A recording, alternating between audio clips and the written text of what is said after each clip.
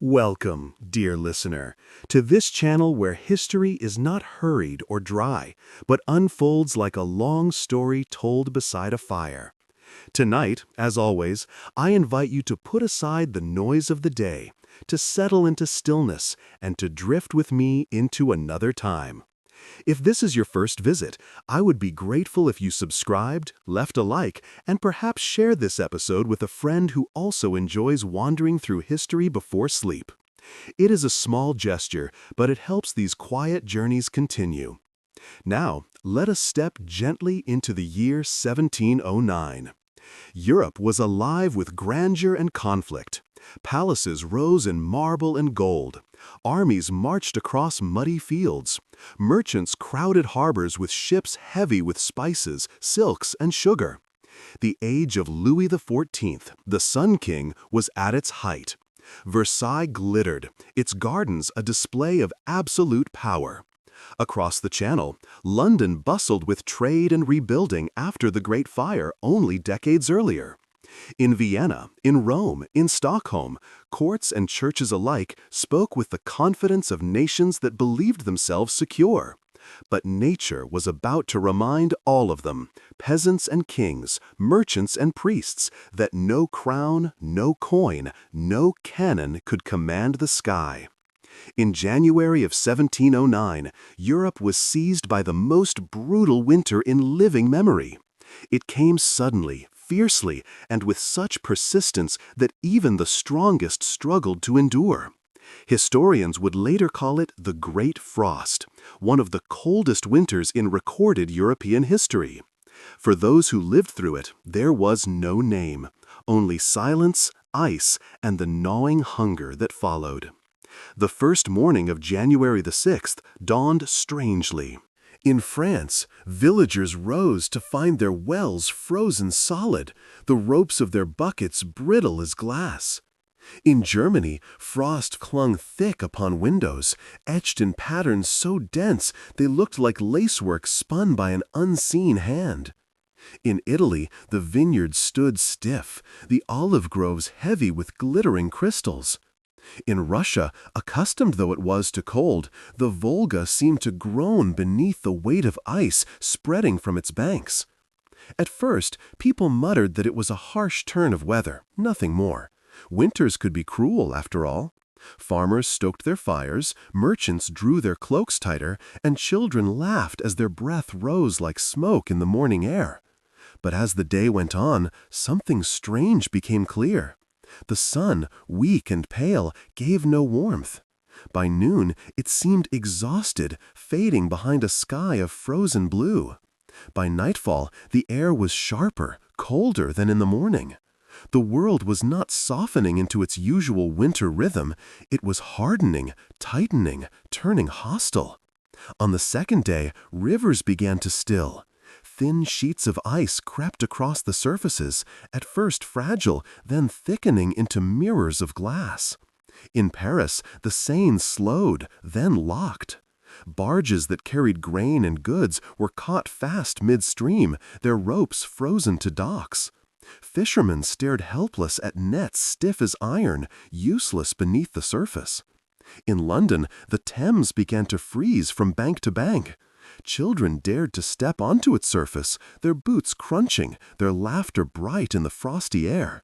Adults, however, watched with unease. They knew what frozen rivers meant: trade halted, food trapped, hunger looming. By the third day, bread grew scarce. Flour, dampened and frozen in sacks, had to be beaten apart with hammers.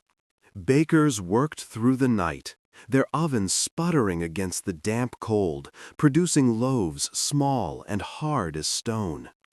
People queued before dawn, stamping their feet against the frozen cobbles, their coins clutched tightly in numb fingers. A crust of bread became treasure. A stolen loaf could spark a fight.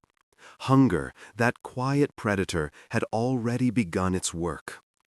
In the countryside, life was harsher still. Farmers trudged to barns where cattle shivered, their coats rimmed with frost. Chickens refused to stir. Geese huddled in silence, and sheep collapsed in drifts. Families dragged their animals indoors, filling their cottages with the heat of bodies, the smell of hay and musk, the mingled breath of man and beast.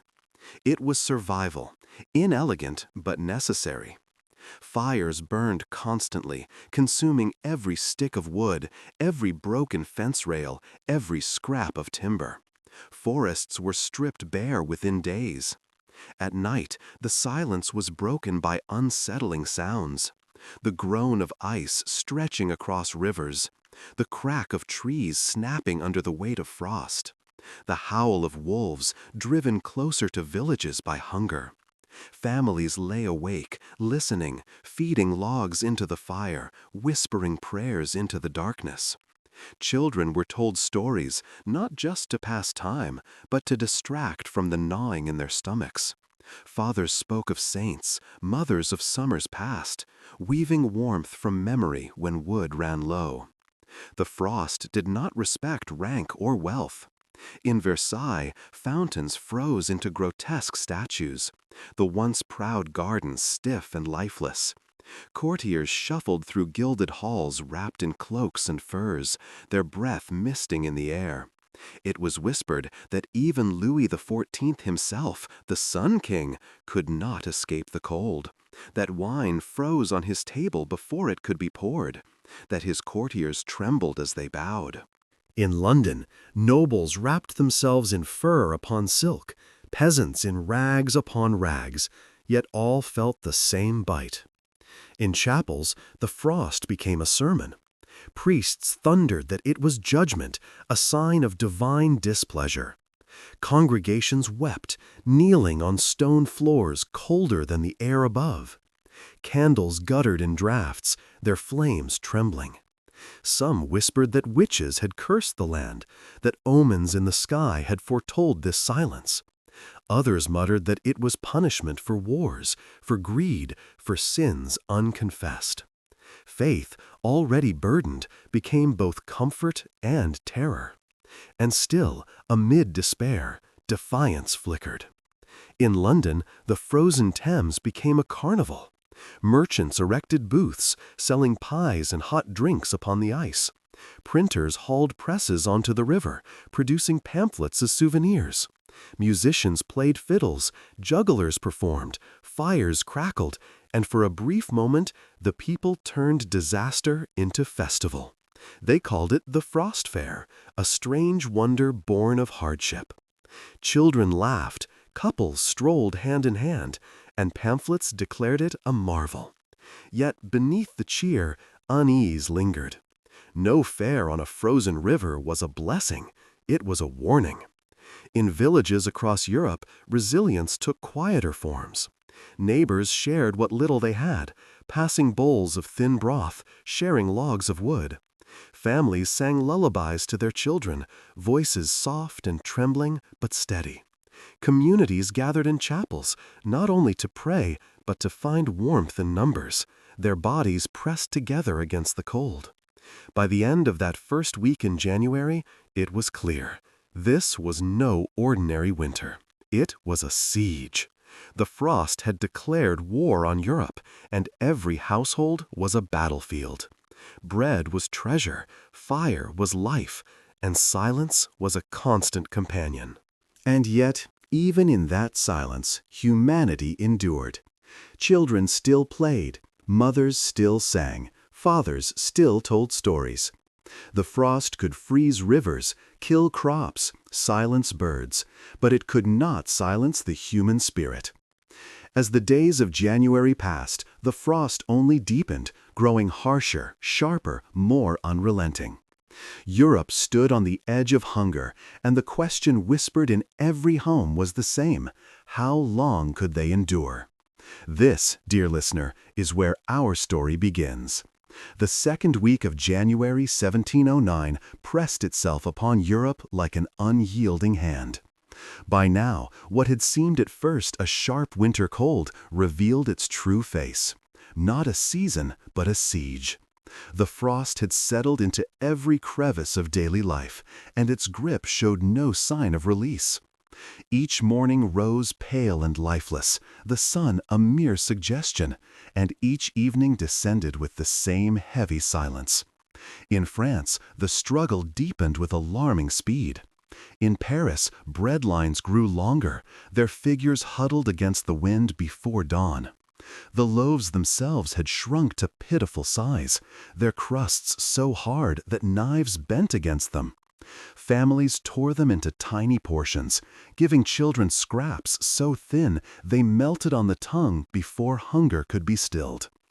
Bakers, exhausted and gaunt, worked through the night, hammering at sacks of flour frozen solid, their breath misting in their own kitchens. Some began to mix acorns, sawdust, or ground roots into dough, desperate to make the supplies stretch. Rumors spread that officials hoarded grain, that merchants profited from famine. Whispers of anger moved as swiftly as the frost itself. In the French countryside, farmers wandered their barns like mourners. Cattle, once the pride of their households, stood weak and trembling, their ribs showing beneath their hides. Sheep collapsed in fields, their wool stiff with frost, their bodies half buried in snow. Chickens ceased to lay, their combs pale with cold. Horses stumbled, unable to pull carts along frozen roads. Families brought animals into their homes, the warmth of beasts mingling with human breath, the air thick with musk and smoke. It was survival, uncomfortable but necessary. Yet even then, many animals perished. Their loss meant more than hunger. It meant no milk, no hides, no power to till the land when spring returned. In Germany, the Rhine lay frozen from bank to bank. Barges that once carried wine and grains sat idle, trapped in their icy prisons. Merchants counted their losses with hollow eyes, while villagers scavenged along the riverbanks for driftwood or scraps of rope. The cold silenced the markets, once alive with bargaining and laughter. Now the stalls were empty, the cobbles covered in snow, the only sound the crunch of boots and the occasional cry of a hungry child. Chroniclers in Cologne and Mainz wrote of silence heavier than stone, of nights filled with the sound of trees cracking like muskets in the distance. In Italy, the frost struck at the heart of livelihood centuries old. Vineyards withered, their vines split and lifeless. Olive groves froze, their fruit destroyed. Farmers stood in disbelief, staring at fields they had tended for generations, now reduced to brittle husks. Markets that once brimmed with grapes, oil, and fresh produce became barren. In Rome, priests thundered that the frost was judgment for sins, and penitents filled churches, kneeling upon stone floors colder than the air outside. Candles guttered in draughts, their wax dripping upon hands clasped tightly in prayer. In England, the Thames lay frozen in London, and the frost fair upon its surface grew. Merchants built wooden stalls, selling hot drinks, pies, roasted meats. Musicians played fiddles, jugglers entertained, and even printing presses were hauled onto the ice, producing pamphlets declaring the marvel of the season. Children skated upon makeshift blades, couples strolled hand in hand. For a moment, Londoners turned hardship into spectacle, defiance into festival. Yet beneath the laughter and novelty, there was unease. Everyone knew that frozen rivers were not blessings, they were omens. When fires lit upon the ice sank slowly into its depths, groaning with ominous cracks, even the boldest revelers felt a shiver unrelated to cold.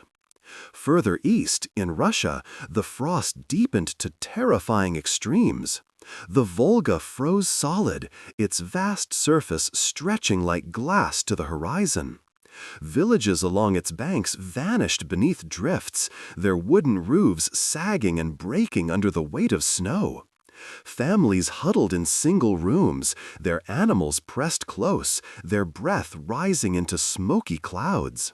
Letters from Moscow spoke of bread that shattered like glass when struck, of wells frozen to their depths, of wolves bold enough to prowl the streets at night. Priests thundered from pulpits, their voices echoing beneath onion-domed ceilings, declaring that the frost was punishment, that repentance was the only path to mercy. Yet for many, the mercy they craved was not spiritual. It was bread, warmth, life itself. The frost did not merely chill the body, it frayed the fabric of community. Neighbors who once greeted one another with warmth now eyed each other with suspicion. Was that family hoarding wood? Did those farmers hide grain? Rumors spread of thefts, of barns broken into, of loaves stolen from children's hands. Hunger made people sharp, desperate. Trust, like water, froze and cracked beneath the weight of necessity. And yet, amid the cruelty, resilience remained. Families told stories by the fire, their voices soft but steady. Songs were sung, prayers whispered, lullabies hummed to restless children.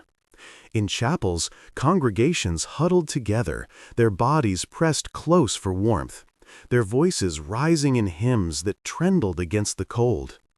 The frost could silence birds, still rivers, and kill crops, but it could not silence the human voice.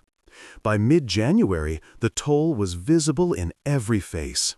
Cheeks hollow, eyes sunken, steps slow. Bread lines stretched longer, the loaves smaller. Fires burned through every stick of wood, forests stripped bare within days.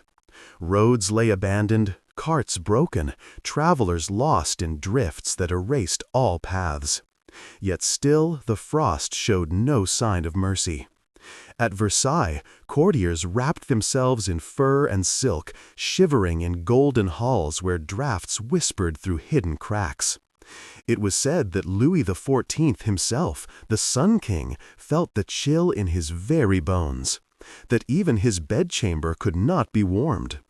The fountains of his gardens, once symbols of power and grandeur, stood frozen, grotesque sculptures of ice. Rumors spread that the frost was a message that no crown could command the sky.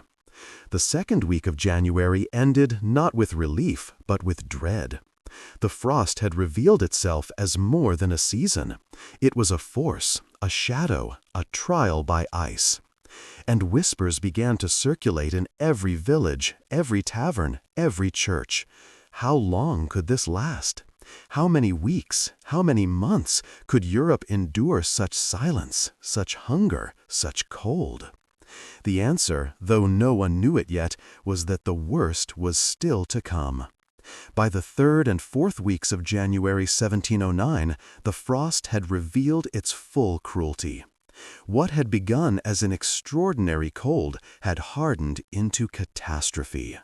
The silence of early mornings was no longer eerie, but terrifying. For every breath, every creak of timber, every groan of ice carried with it the weight of inevitability. The frost was not passing.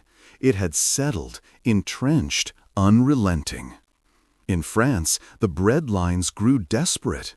Each morning before dawn, people gathered in streets that lay silent beneath layers of snow.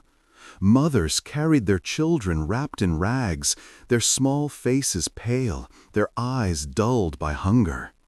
Men stamped their feet to keep blood moving, though many no longer felt their toes at all. When the bakeries opened, the loaves were tiny, dense, and bitter. Those who received one clutched it as though it were gold. Those who did not sometimes collapsed where they stood, faint with weakness. Quarrels broke into scuffles, scuffles into fights, and soldiers were called to maintain order. Yet even soldiers grew gaunt, their own rations no longer guaranteed. In the provinces, the sight was harsher. Farmers returned from barns with grim faces.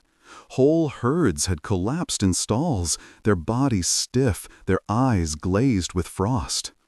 Goats and sheep dragged inside cottages still died, their breath rattling until silence replaced it. Families mourned not only the loss of animals, but of survival itself. Without beasts of burden, fields could not be tilled in spring. Without milk or hides, daily life withered. Some families slaughtered what remained, eating meat frozen so solid that it had to be hacked apart with axes. Fires were stoked high, but the taste of half-frozen flesh lingered bitterly in mouths that longed for bread. Germany's Rhine Valley became a place of echoes. Barges stood frozen midstream, their crews stranded. Markets that once bustled with trade were hushed. Chroniclers in Cologne wrote of nights filled with the sound of trees shattering, branches breaking like muskets fired in volleys.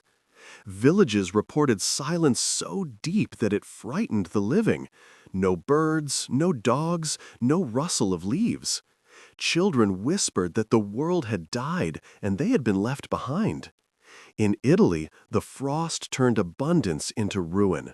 Vineyards stood dead, their vines split as though struck by lightning. Olive groves withered, their fruit blackened.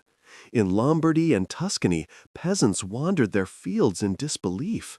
Generations of labor had been undone in a matter of weeks. In Rome, processions filled the streets as barefoot penitents carried crosses, chanting prayers into the icy wind. Yet prayers brought no warmth, no bread. Markets emptied, monasteries rationed thin broths, and pilgrims begged at church doors, their hands blue with cold. England still clung to its strange carnival. The frost fair on the Thames grew larger, with tents, stalls, and even temporary taverns. Fires burned on the ice, jugglers entertained, and printers sold pamphlets declaring the marvel.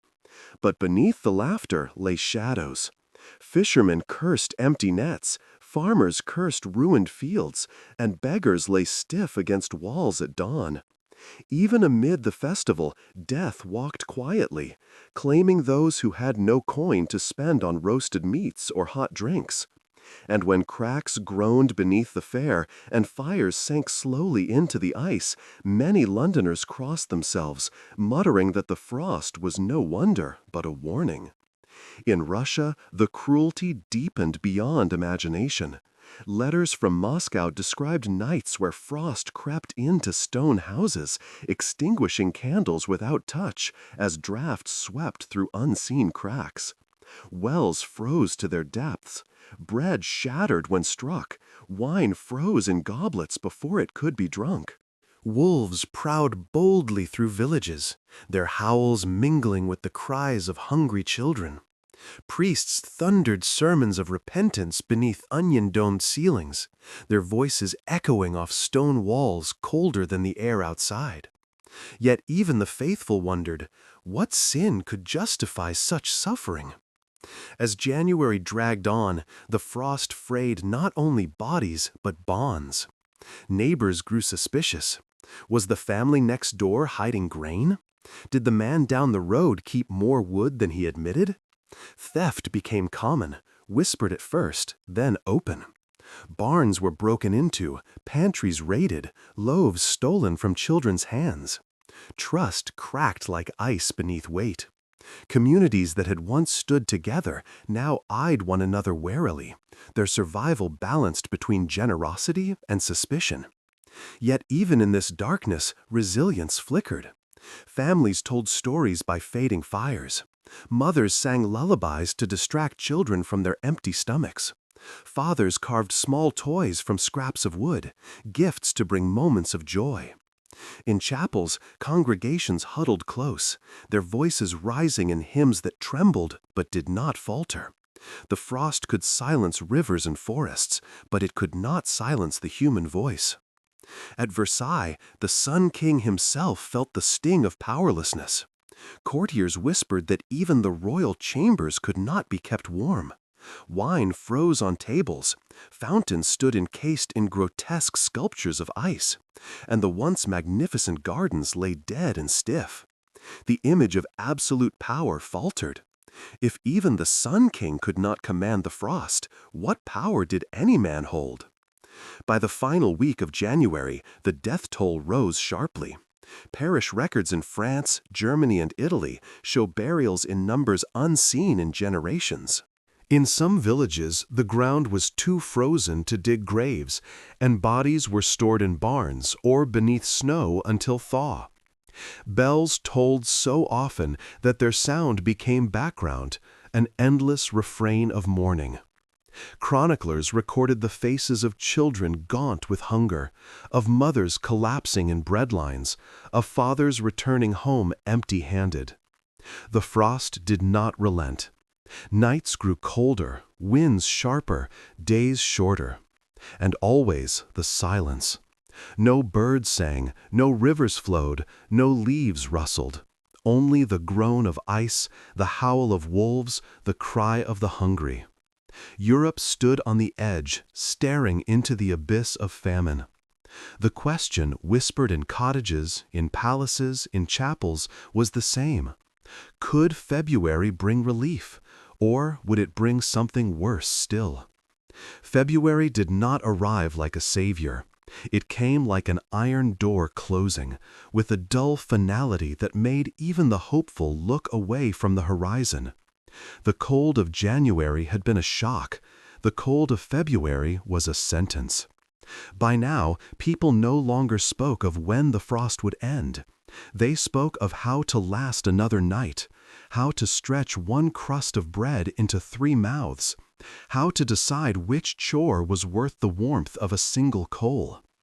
Dawn no longer felt like relief, but like a pale rehearsal of the same hard hours, any softness stolen by the first breath of wind that pressed along the eaves and found a way in. In Paris, the streets filled before the bells, which themselves seemed to ring more slowly in the dense air. Queues curled like frozen rivers outside the bakeries, the people a dim procession of shawls, caps, and clenched hands. The bakers had learned to beat their flour with hammers, to scrape frost from sacks and pray the ovens caught. When loaves appeared, they were smaller than anyone remembered and far heavier, as if grief had been mixed into the dough. Mothers broke them with ceremony and fear, pressing the softest pieces into mouths that trembled without sound. A rumor traveled faster than any coach that the king had given orders to fix the price of bread, that barges were breaking through the ice, that a caravan of grain had reached the gates. None of it proved true, and yet people repeated it because hope, even false, warmed the throat for a moment. Across the river, the markets were a series of absences. The fishmongers stared at empty boards. The butchers sold cuts like relics. The greengrocers had nothing but memories and condolences. A man selling candles did brisk trade, because the nights were long and the smoke from tallow filled the lungs with a kind of heaviness that could be mistaken for fullness. A woman in a doorway muttered that hunger makes people dream about food they despised in better years. She had once scolded her daughter for turning away a plate of turnips. Now she would have given 2 days' wages to smell them boiling. South of the city, in the villages where wheat should have slept under a crust of manageable snow, fields lay sealed beneath a layered armor. Men tested the surface with poles and could not push through. They had never seen earth this hard. Not earth at all, but a mineral plain, dazzling when the sun struck it and hostile at every hour. In barns, the animals did not complain any longer. They breathed in slow clouds, or not at all. A boy named Matthew watched his father pry open the mouth of the family's last cow, a gentle, dun creature that had nudged him in summer when he fell asleep in the pasture grass. "If she chews, she lives," the father had said, pressing a mash of warmed grain and onion skins against the tongue. The cow closed her eyes and stood as if thinking of a warmer pasture, and then swayed, knelt, and did not rise again. The father's breath smoked at the edges of a prayer he did not finish. In the German lands, the Rhine was a sheet of hammered light. Men walked across with the same shock they would have felt walking on a mirror that reflected a ghost of themselves. A vintner from the hills above Mainz broke a cask with an axe and watched a ruby cylinder fall out whole, the wine as cold and bright as a jewel he could not afford. He and his brother set the cylinder before the fire, and it wept slowly, smelling of summers now locked behind a glass door. When at last they drank it, the taste was wrong, a flavor learned in the dark and stamped by frost. "We are drinking a memory," his brother said, "and the memory does not like to be swallowed." They laughed without humor and went to check on their vines, which cracked under gloved hands like old bones. In Lombardy, an innkeeper stepped into the courtyard at dawn and found his fountain a white sculpture feathered with fragile needles where water had once bubbled. He put his ear to the stone and thought he could hear the spring beneath, still moving in the deep where cold was less absolute. He told his wife that life survives in places the eye cannot reach. She nodded and said the same about grief. Pilgrims came to the door seeking a bowl of anything hot. He gave them water that had almost boiled and a slice of bread he sliced so thin his knife showed through. As they drank, they talked about Rome, where processions of penitents walked barefoot with torches, where monks mixed barley with snow to make a soup that tasted like patience. To the east, the frost bit harder. In a village outside Moscow, a priest ran his fingers over the icons until he felt the paint crack like eggshell beneath the varnish of cold. "We will not let the lamp die," he told the old woman who kept watch in the chapel, though the oil had thickened and the wick sulked. They burned splinters of the pews, a thrifty blasphemy, and the flame burned low and stubborn, as if resenting the work it had to do. Wolves moved in the lanes at twilight, their coats dull, their eyes too honest. Children were told not to look into those eyes, or the hunger would step out of the animal and into the child's ribs. The children looked anyway, because the wolves understood the snow the way people once did. Armies endured their own invention of stillness. In Flanders, a regiment that had known how to march through rain discovered that ice is a different command. Wheels split, grease turned to chalk, leather shrank to a stubborn geometry that refused to take a foot. Horses stood with ice on their lashes and did not blink. Officers wrote that war had been postponed by an enemy with no banners.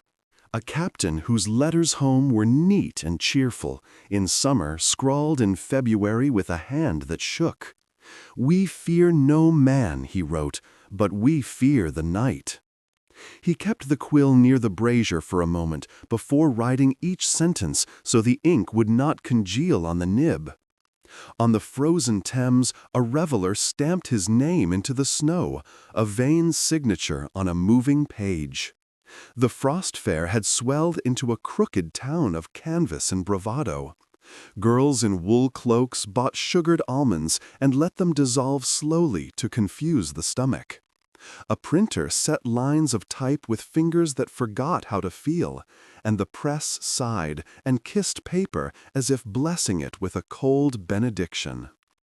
A true and exact account of the river thoroughly frozen and the wonders thereon, the pamphlet proclaimed, which made grief sound dignified. A waterman who had rowed Londoners in kinder seasons now sold hot gin and told anyone who would listen that the river had always been a friend with moods. "She is not angry," he said, "only holding her breath." When a stall fire sank with a slow hiss into the ice, as if being swallowed by a patient mouth, a silence rippled outward, and many made the sign that belonged to childhood, a cross drawn in air against the older darkness. In monasteries across the continent, bells counted days that no longer differed from one another in any useful way. In one Benedictine house, a lay brother kept the accounts and found himself writing more names in the margins than in the columns, the dead outnumbering the bread. He added tiny crosses as if to bless the arithmetic. The abbot preached that charity was a fire that did not consume fuel but created it. The brothers smiled because they loved him, and then they handed out their last turnip broth to women who stood with faces that might once have been clever or spiteful or delighted, and were now simply faces. The abbot's hands shook when he lifted the chalice. He blamed age, and then remembered he was not old. February reshaped the sound of a house. In cities, doors opened cautiously because each opening let the cold make a statement. Hinges spoke in the dialect of iron and complaint. In villages, the first job of morning was to breathe into the lock to free it, to press a palm against the latch until it remembered its duty. A mother in Burgundy taught her daughter how to wrap feet in rags in a pattern that made a kind of logic and did not slip off in the night. She taught her how to hold a spoon in a way that felt like eating even when the spoon was empty, a trick of muscles against panic. This is not lying, she said, it is practice. In Sweden, a soldier wrote by the light of a candle he cupped in both hands so the flame would feel wanted. He had never been a poet, but hunger made his sentences careful. He described how a man could wake with a piece of himself gone to cold, how fingers turned into ideas of fingers rather than the instruments of a life. He told his mother that the snow there made a sound under boots like a memory being folded. He folded the letter and could not find wax to seal it, so he pressed it under a stone and promised himself he would post it when the road remembered how to be a road. Versailles learned new humility. Footmen carried braziers through corridors as if escorting a duchess. Fountains that had once performed at the whim of invisible pipes stood arrested in attitudes of astonishment. The king's gardeners, proud men whose hands had ruled seasons on a small scale, walked the alleys with tears in their eyes because they could not help the trees. A courtier, wrapped in sables, paused at a window and watched a pair of boys in the forecourt break ice into patterns only they understood. He envied them their purpose. Later, at supper, a goblet set down too hard rang like a bell, and someone laughed too loudly, relief wearing the wrong mask. Priests spoke as if volume could warm a knave. Sermons swelled with the old vocabulary of punishment and mercy. Men bowed their heads, and women counted beads, and children watched the light shiver on stone. A woman in Lyon lit a candle for a daughter who had been a chatter of bracelets and bright opinions before the frost, now a quiet shape in a shawl that used to belong to her grandmother. The candle spat and then steadied, and the woman decided to take that as an answer rather than an accident. Faith in February became a craft like mending. You learned the hemming that kept drafts out, you tested the seam with a breath, you tugged and started again. Hunger altered time. An hour became not 60 minutes, but the distance between the fire being fed and the fire asking. A morning was the space between a promise made to a child and finding a way to keep it. Night was the negotiation between sleep and vigilance, because the wind believed in mischief and doors believed in opening themselves. People learned to hold small councils of the body, the feet voting to move, the hands refusing, the stomach filibustering. Humor survived in strange pockets. A man in Amsterdam told his neighbor that he had discovered the secret to making a loaf last all day. "Look at it often," he said, "and never blink." By mid-month, many parishes had more names for the dead than for the baptized. Graveyards rang with the sound of iron striking stone, and often replied with silence, because the ground would not open. Bodies were laid in barns, dignified with sheets, blessed with the only abundance left, which was attention. It became an act of bravery to speak the name of spring out loud. Some did it anyway and were not struck down, which others counted as a sign. A physician in Padua wrote to a colleague in Bologna that he was treating a new disease called February, in which the symptoms were a calendar and a window, and the cure was a lie. Tomorrow. A curious tenderness traveled with the cruelty. Neighbors who had suspected one another of hoarding in January knocked more softly in February. They asked rather than accused. A woman who had nursed her baby with water since her milk failed found a goat left at her door with a ribbon tied to its crooked horn and no note. A man who had boasted of his strength in harvest now admitted he could not lift the wood basket, and suddenly the wood appeared on his hearth. Charity became anonymous, not because pride forbade it, but because spectacle had lost its meaning in a world where the air itself was an audience. And yet, the frost invented crimes as quickly as it invented virtues. In a town in Saxony, men dragged a miller to the square and shouted that he had kept flour back. The miller's wife held up her hands, and the lines in her palms looked like maps of fields no longer there. The magistrate arrived, his breath like smoke from a mouth that had learned to speak commands as if they were apologies. He took the keys of the mill and promised to count the sacks. The crowd murmured that the counting would be done in a warm room, and then everyone went home because there was nothing left to show them who had been right. Even music changed. Fiddles sulked because gut strings dislike dry cold.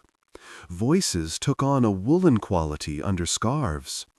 Lullabies slowed and lost their ornaments, but kept their shape, like dancers turning to silhouettes. A boy in Normandy tuned his father's hurdy-gurdy by the fire and felt the wheel bite the strings with a hunder that was not his. He played until his mother smiled with her mouth and not just her eyes. That was all the pay a musician could want in February. People began to dream in textures rather than stories.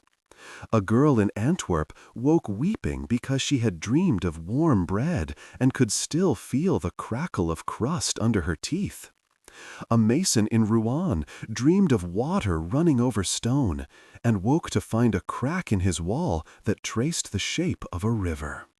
An old soldier dreamed of the noise of summer flies and laughed in the dark, startling his wife, because he could not remember another sound that had ever annoyed him, and he wanted to thank the flies for existing. Dreams became a laboratory where the body practiced spring. The wind found new games. It learned to sing in keyholes and to hold a long note under the eaves like a monk in well-trained prayer. It learned to make doors speak the names of people not in the room. It learned that if it ran along a frozen lane at the right speed, it could make footprints appear to move. Children called these tricks and chased them, which offended mothers, until the laughter proved that a chase could be an extra blanket. Toward the final days of February, small rumors hardened like ice into shapes people could carry. A thaw in the south, a stream found running in a gorge, a cask melted enough to pour, a bird heard at noon. A traveler arriving at an inn in Champagne announced he had seen a black strip of earth along a wall facing the sun. The room lifted its head the way a dog does at the first whistle. Someone asked what the dirt smelled like, and the traveler said, "Like something that remembers rain." The innkeeper poured him the last of a bottle, and for a moment the fire looked taller. But the frost had not yielded. It played with hope, and then pressed its advantage, laying another night of hard glitter across the fields, showing that it could be beautiful and cruel in the same heartbeat. The moon walked without sound over roofs that had learned to carry the weight of winter, and people slept with their hands open, because fists tired too quickly.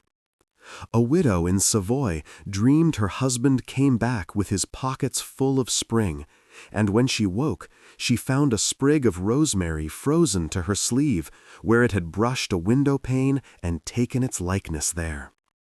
What February taught more thoroughly than sermons was the mathematics of together. A loaf divided by 2 is half a loaf, divided by 5, a miracle, divided by 10, a story people will tell to their grandchildren when they want to explain what courage smells like. A fire watched by 1 man goes out. Watched by 3, it remembers its duty. A road walked alone is a risk. Walked by neighbors, it is a plan. In palaces and poorhouses alike, people discovered the science of leaning. How much weight a shoulder can take if another shoulder answers it. How long an hour lasts when it is shared. And yet for all that learning, the question remained like a nail in the doorframe. How long? Not how deep, not how cold, not how wide. Simply, how long? How long until the rivers broke their glass skins and remembered how to speak? How long until the fields admitted their seeds were not dead, but waiting? How long until a mother could promise breakfast without a lie? How long until a boy could run without hearing the ice complain? How long until bells rang for weddings again more often than for funerals? How long until candles were lit for joy and not for necessity? How long until stories went back to being entertainment instead of equipment? No one could answer. The sky kept its counsel. The wind, fluent in mischief, told different tales to different towns. But beneath the frost there was movement humans could not hear, slow currents folding upon themselves in rivers, sap thinking about rising, roots counting days in a darkness that was not quite sleep. February held, and the people held, and between those 2 holdings a 3rd one grew, a promise, not spoken, because promises prefer spring, but present anyway, like the warmth of a hand through a glove. When the month finally bent toward its end, there were mornings when windows wore less lace, and the knife made a cleaner path through frost. There were afternoons when the sun found a face and stayed on it long enough to make the eyes sting. There were nights when the wind seemed bored of its own cleverness. There was not yet a thaw, not yet a mercy, not yet a change large enough to name. But there was an ache that felt different, an ache that belonged to those who have stood very still for a very long time and are preparing to move. That is where Europe stood at the edge of February, not saved, not spared, not at peace, but pointed, however faintly, toward the possibility of motion. The frost still ruled, and hunger still wrote its ledger, and bells still told the truth. Yet something under the surface returned a whisper to every whisper sent down to it. The earth had not died. The earth had been waiting. And soon, when March knocked, it would answer in its own slow, flooding voice. March arrived not with celebration, but with a sound, an unfamiliar groaning that carried through the valleys and along the riverbanks. After 2 months of silence, it was the voice of ice breaking, the long sheets that had bound rivers and canals at last beginning to shift. At first, people ran to the banks to watch, believing this was the moment they had prayed for, the crack of chains falling away. But the ice did not melt into gentle waters. It shattered, broke loose, and surged downstream like a jagged army, tearing apart bridges, crushing boats, and flooding fields with water so cold it seemed to carry winter within it. In Paris, the Seine heaved against its frozen armor. Great blocks detached, colliding with a force that echoed through the city like thunder. The river rose, spilling over its banks, sweeping away barrels, animals, and even houses that stood too near. People who had longed for the thaw now cursed it, clinging to rooftops as torrents swept through narrow streets. Relief had arrived in disguise, its mask more terrifying than the frost itself. In the countryside, the earth revealed what had been hidden all winter. Fields that had once promised wheat and barley lay black and dead, their soil cracked and sour. Seeds planted in the autumn had rotted under layers of ice. Farmers knelt in the mud, sifting the soil through their fingers, searching for signs of life that were not there. Hungry spring, they called it, and the name spread across Europe like a lament. The frost had taken the harvest of the past. The thaw now threatened the harvest of the future. Animals fared no better. The few that had survived the long freeze staggered into the thaw with hollow bodies and trembling legs. Cows gave no milk, sheep miscarried, horses collapsed when pressed to work the sodden fields. In villages, men debated whether to slaughter the last beasts for meat or keep them alive in hope of future labor. Whatever choice they made, it felt like betrayal, either of the present or of the future. And then came the sickness. Where water rushed, filth followed. Wells were fouled by floodwaters, food long stored in barns and cellars spoiled, releasing odors sharp enough to sting the nose. Dysentery spread quickly, leaving children weak and mothers desperate. Fever swept through cramped cottages where families huddled together still, passing warmth and infection alike. Parish records filled with burials marked not only cold or hunger, but flux, fever, and plague. In some towns, the bells tolled so often that they seemed to mark the hours, a steady rhythm of grief. In Germany, the Rhine broke its icy prison with violence. Ice floes as tall as a man crashed into riverbanks, splintering trees, shattering mills, and sweeping away anything in their path. Entire villages awoke to find their homes tilted, half-submerged, or gone altogether. A miller's diary from mines records that he stood helpless as the building his grandfather had raised was torn from its foundations in a single hour. It was not water, he wrote, but a beast made of knives. In Italy, thaw brought no floods but revealed devastation. Vineyards that had endured centuries of harvests stood skeletal, their vines split and brittle. Olive groves, once symbols of abundance, looked like graveyards of twisted wood. Farmers gathered beneath them, running hands along bark that peeled away in chunks, their faces silent with despair. The frost had killed not only a year's crop, but decades of labor. Replanting would take lifetimes. For families who depended on the land, the future had vanished with the leaves. England saw the end of its frost fair as the Thames groaned and split. Tents, stalls, and even printing presses collapsed into the rushing water, swallowed whole. People fled the ice, carrying what goods they could, their laughter silenced. Some remembered the fair fondly in years to come, but in March of 1709 it ended in chaos, the river reclaiming its flow with a roar.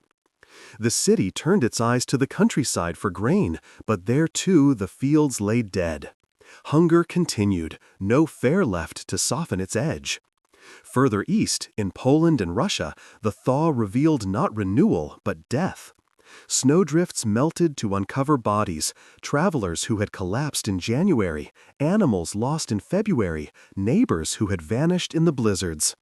Wolves prowled the thawing fields, their coats ragged, their ribs sharp. Children screamed when they saw bones jutting from the mud. Parents hushed them, telling them not to look, but the images sank deep, carved into memory. And yet, amid destruction, life inched forward. In villages across France, neighbors gathered with hoes and shovels, breaking the frozen crust of fields, planting what seeds they had left. It was too early, too cold still, but they planted anyway.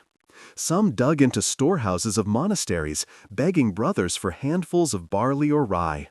Monks gave what they could, though their own cellars echoed with emptiness. In Germany, towns banded together to rebuild bridges and mills. In Italy, families pruned what remained of their vineyards, whispering prayers as if words could coax the vines to live again. The thaw also reshaped faith. In January, sermons had thundered of judgment and punishment. By March, priests spoke more gently, urging endurance, patience, charity. Congregations sang hymns slower, softer, voices tired but steady. Some priests wrote of seeing their flocks broken but not abandoned, stripped of certainty but clinging to one another like branches in a storm. At Versailles, the thaw brought little comfort. The gardens, once the pride of Europe, were ruined. Marble fountains stood cracked, their pipes burst. Lawns lay brown and lifeless.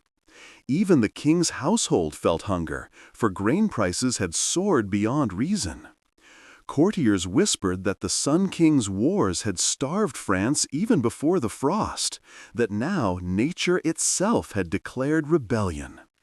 The image of Louis XIV as absolute master dimmed, and with it the confidence of his court. In England, pamphlets spoke of the frost with awe, describing the frozen Thames as a marvel of God's power. But alongside wonder ran anger. Letters to Parliament demanded action, grain imports, relief for the poor. In taverns, people muttered that a government that could not keep its people warm or fed was as powerless as any peasant. The frost had not only chilled the body, it had chilled faith in authority.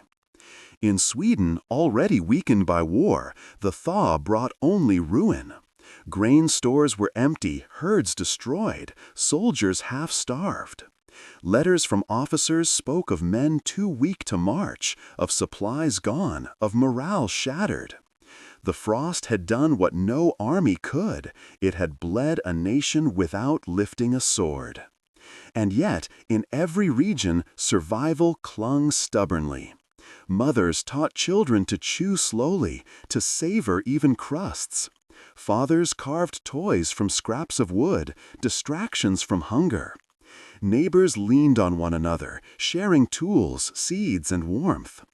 In chapels, voices rose not in triumph, but in defiance, a refusal to be silenced, even as the frost's echoes lingered. March ended with no clear victory, no sudden spring. The frost had loosened, but hunger and sickness tightened. The hungry spring had begun, a season crueler than winter itself, for it carried not only hunger, but also despair.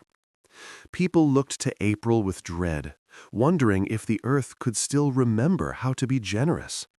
The great frost was no longer just a storm of January. It was a shadow stretched into every season, a weight that would press on Europe not for weeks, but for years. Spring was supposed to be the season of forgiveness. Across centuries, people had believed that no matter how cruel a winter might be, the earth would eventually loosen its grip and give back what it had withheld. But the year 1709 betrayed that rhythm. When April arrived, it did not bring the sigh of relief that generations had known. It brought mud, hunger, and disappointment. The first shoots that pushed through the thawed soil were few, feeble, and late. Seeds that had been sown in the autumn had perished under the frozen crust, and those that were planted in desperation during March had little chance to grow. Farmers walked their fields with dread, their boots sinking into the wet ground, their eyes searching for green. The few stalks that rose looked pale, fragile, almost ashamed. In some villages, children were sent into the fields to crawl on hands and knees, searching for anything edible, wild herbs, roots, nettles. The landscape was no longer a promise of life, but a battlefield between hunger and hope. In France, the granaries stood nearly empty. The king had ordered controls on the price of bread, but laws could not create loaves. Flour was hoarded, smuggled, fought over. Riots flared in provincial towns where carts carrying grain were stopped by mobs, their loads seized before soldiers could intervene. In Paris, soldiers guarded bakeries, standing stiff in the mud as women shouted at them, accusing them of protecting kings instead of children. The air reeked of desperation. The countryside fared worse. In Brittany, in Burgundy, in the Auvergne, people ate grass, bark, even clay mixed with water. Priests recorded funerals so frequent that bells seemed never to fall silent. In some parishes, the ground was too waterlogged to dig proper graves. Bodies were laid in shallow pits or left under stones until the earth could be persuaded to open. Children wasted away, their limbs thin as reeds, their eyes too large for their faces. Mothers wept without tears, their bodies too dry to give milk. Germany suffered similarly. Along the Rhine, villages still rebuilding from floods now faced famine. Merchants who had lost their barges in the thaw now lost their markets altogether. In Saxony, peasants raided monasteries, not for treasure, but for sacks of barley and wheat. Chroniclers wrote of a hunger so sharp it gnawed at faith itself. Men who had once sung hymns in full voice now muttered them weakly, their prayers competing with the growl of their stomachs.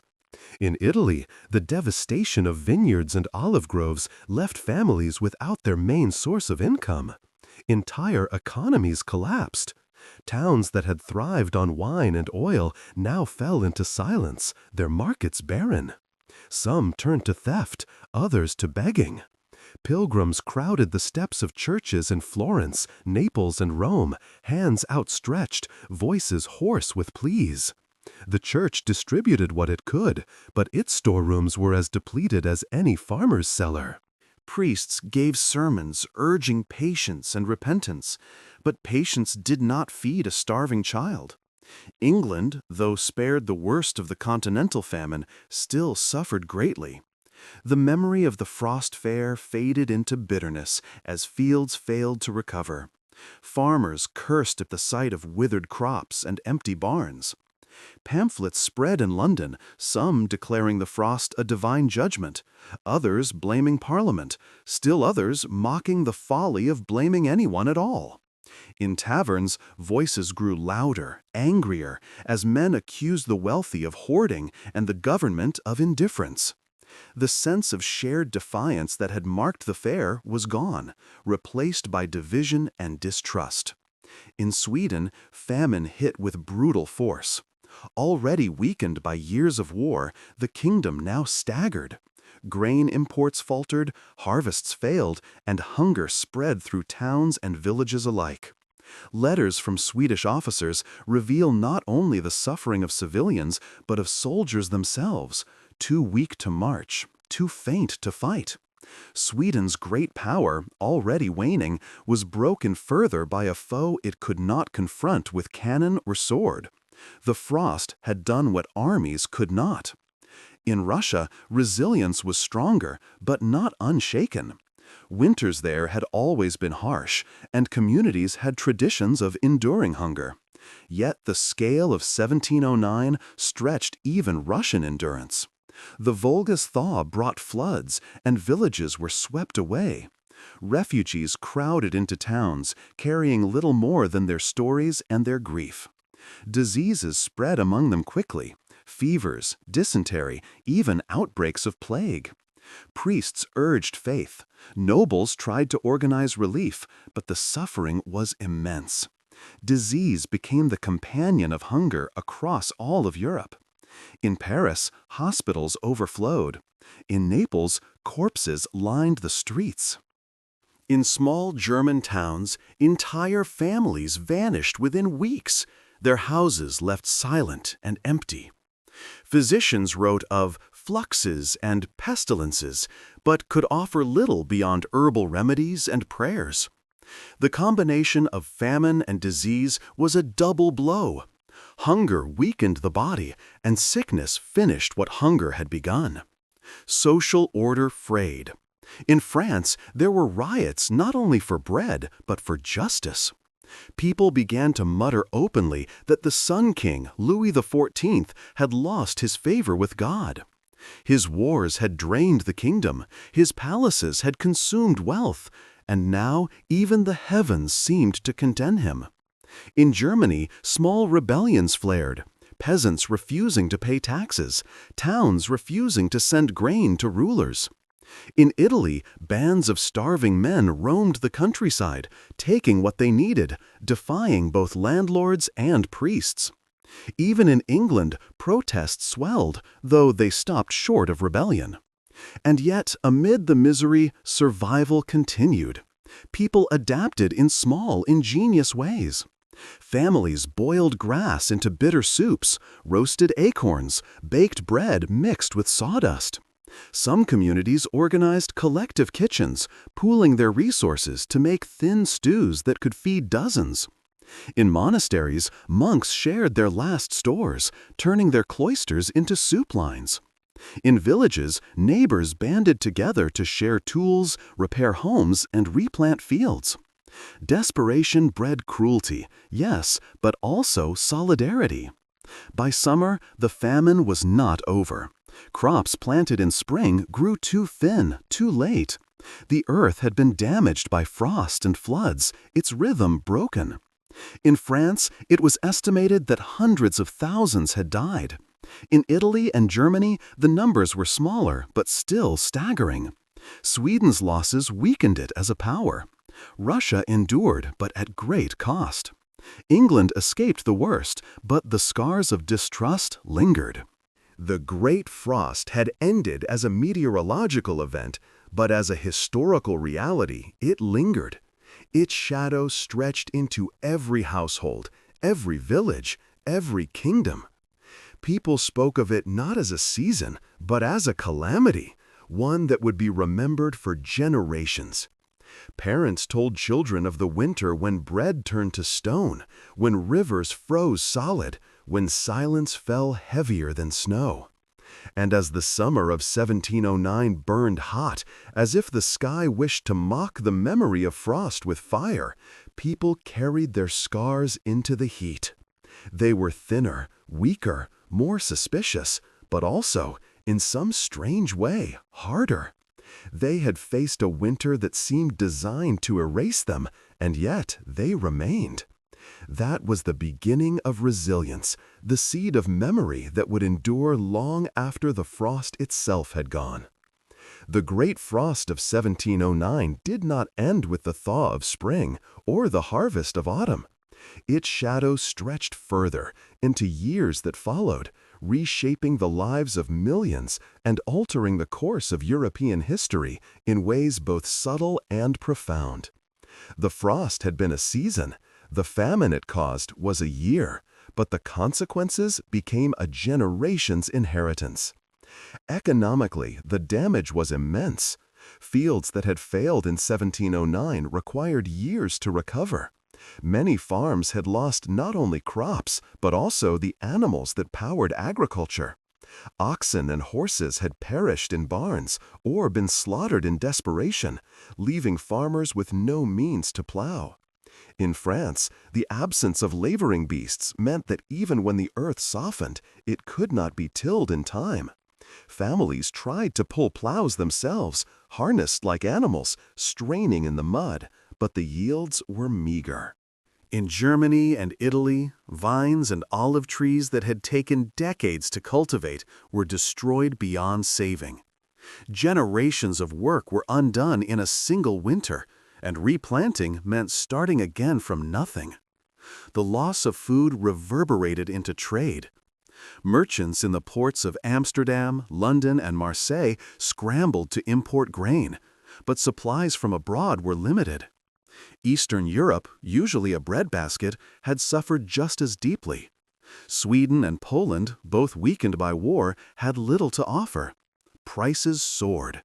In Paris, the cost of bread multiplied fourfold, making it unattainable for the poor.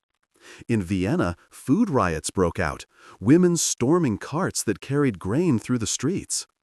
Even in prosperous England, the price of basic goods strained families who had thought themselves secure. Political consequences followed swiftly. In France, resentment against Louis XIV grew louder. The Sun King, already unpopular due to decades of costly wars, now seemed powerless against hunger. His subjects muttered that while Versailles glittered, the countryside starved.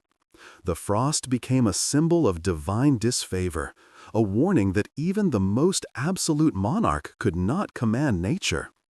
This distrust did not topple the monarchy immediately, but it planted seeds. Decades later, when revolution came, the memory of famines past, including 1709, gave sharper edge to the people's anger. In Sweden, the frost deepened a crisis already at hand. Charles XII had led his armies into the Great Northern War, but the famine hollowed his kingdom from within. Soldiers lacked supplies, civilians starved, and morale collapsed. The defeat at Poltava in 1709, where Sweden's power broke before Russia, was not caused by the frost alone, but hunger had weakened the army's foundations. Sweden's decline as a great European power was hastened, and Russia's rise under Peter the Great was secured.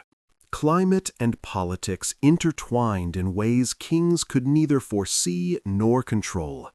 Religious life, too, bore the mark of the frost. In January and February, priests had thundered that the cold was judgment. But by 1710, sermons shifted tone. Many clergy, seeing their flocks diminished, began to preach compassion rather than condemnation.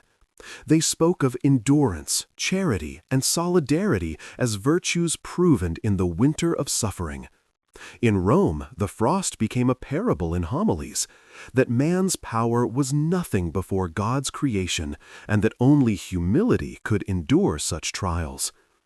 In Protestant lands, the frost was cited as evidence of divine testing, a reminder that faith must be lived, not merely spoken.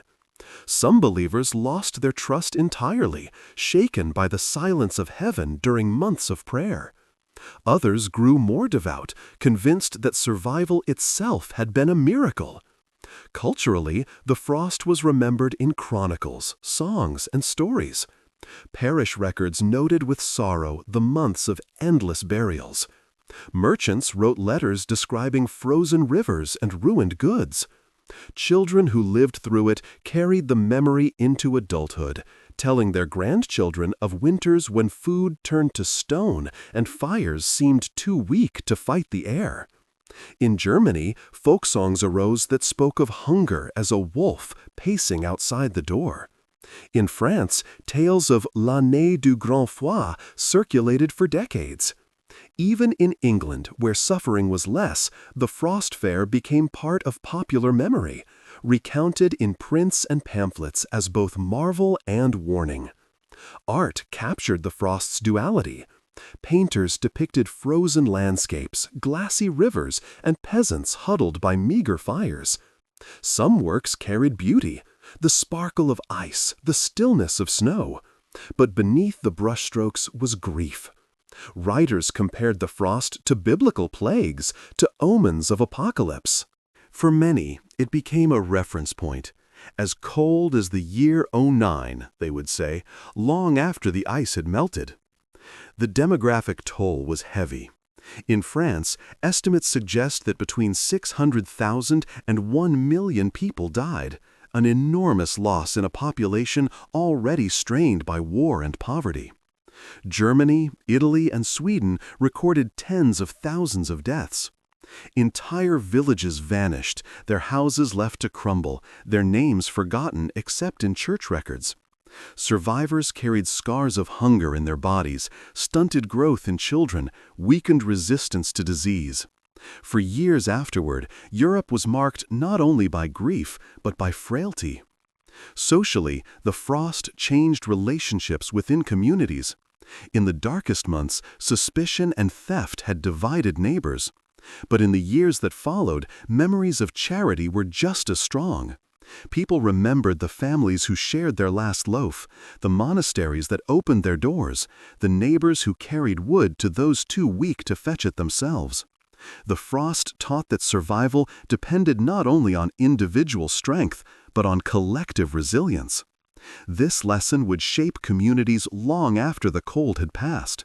And yet, not all wounds healed. Some families, reduced to begging or crime, never regained their former place. Others left their villages altogether, migrating to towns in search of work.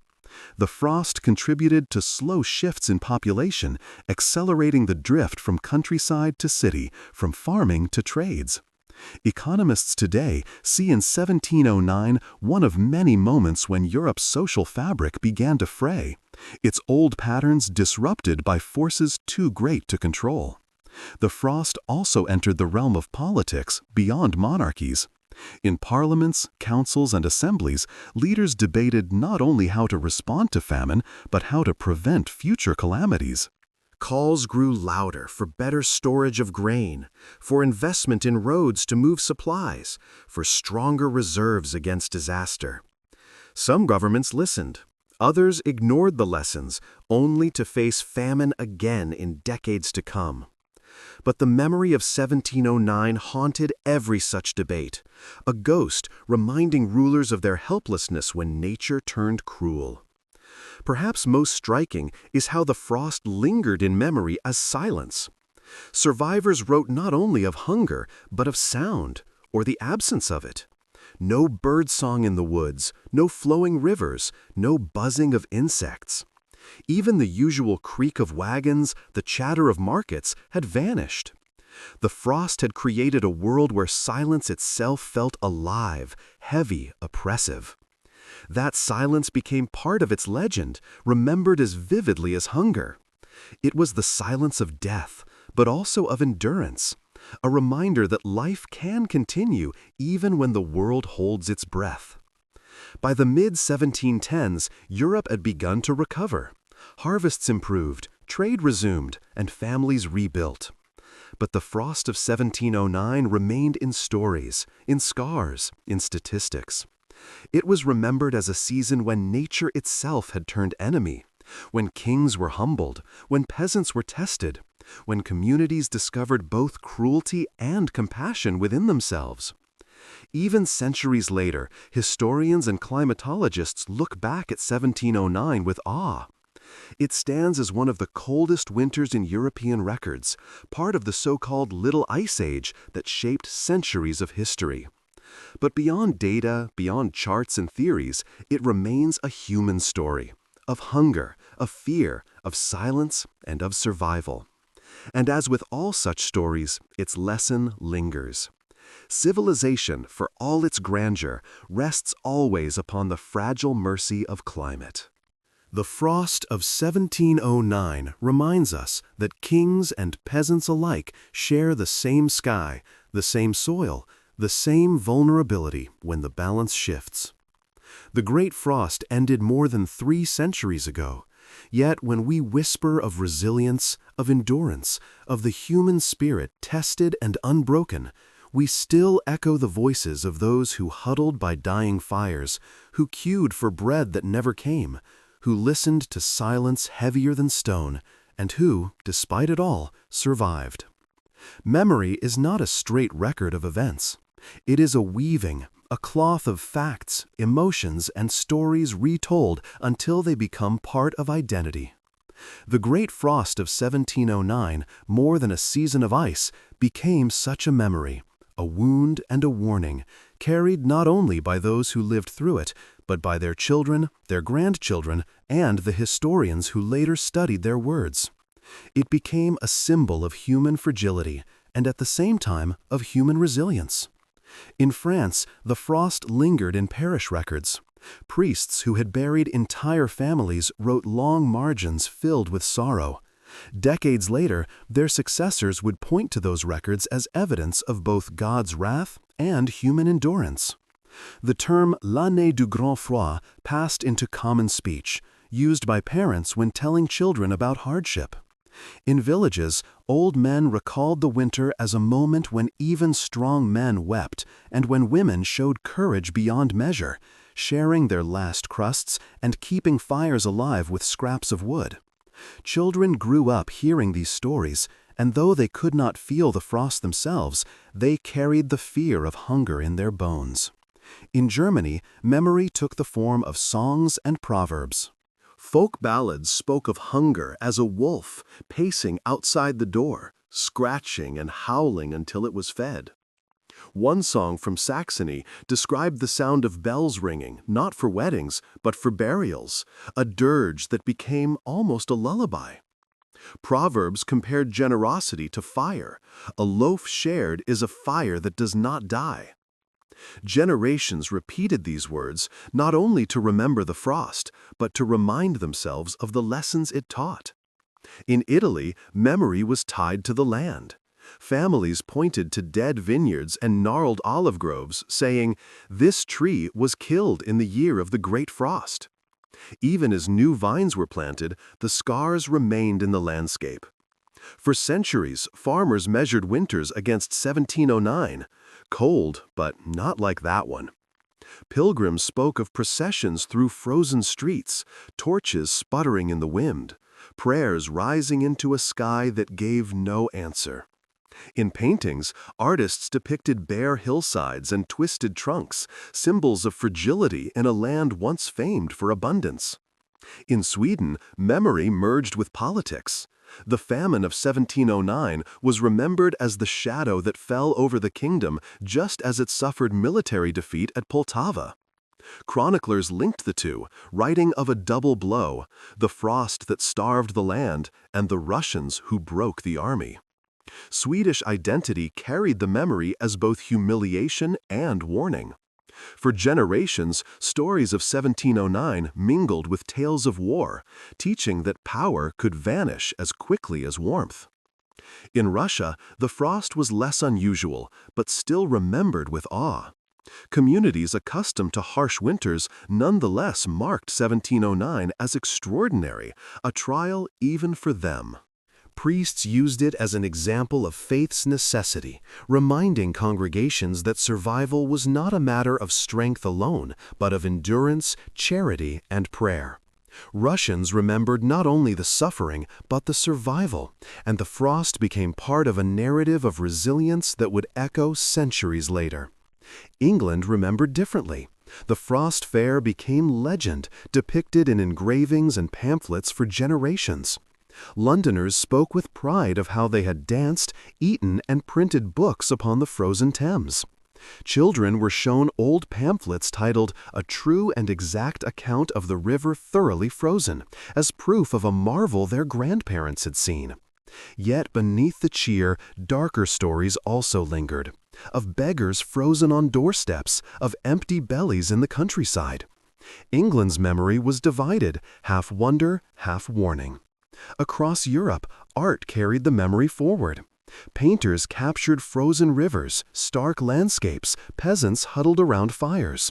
Some images emphasized beauty, the sparkle of frost, the stillness of snow. Others emphasized suffering, hollow faces, gaunt animals, barren fields.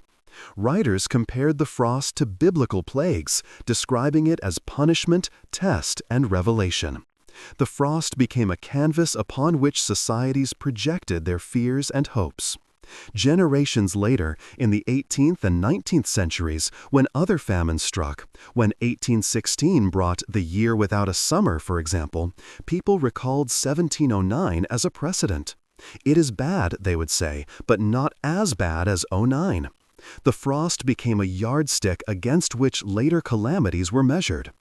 In this way, memory gave shape to suffering, turning chaos into comparison and comparison into story. Memory also lingered in food. Families developed habits born of famine, hoarding grain, baking bread from mixed flours, making soups from scraps. Even when abundance returned, those habits persisted. Parents scolded children for wasting crusts, reminding them of the year when bread turned to stone. Recipes carried traces of survival: acorn flour, bark broth, nettle stew. These foods were rarely spoken of with pride, but they endured in memory as symbols of resilience. For historians today, the frost of 1709 is reconstructed through these memories. Diaries, letters, parish records, songs, and art all combine to tell a story that is not only about climate, but about people. The data shows one of the coldest winters in centuries. The words of survivors show hunger, grief, and endurance.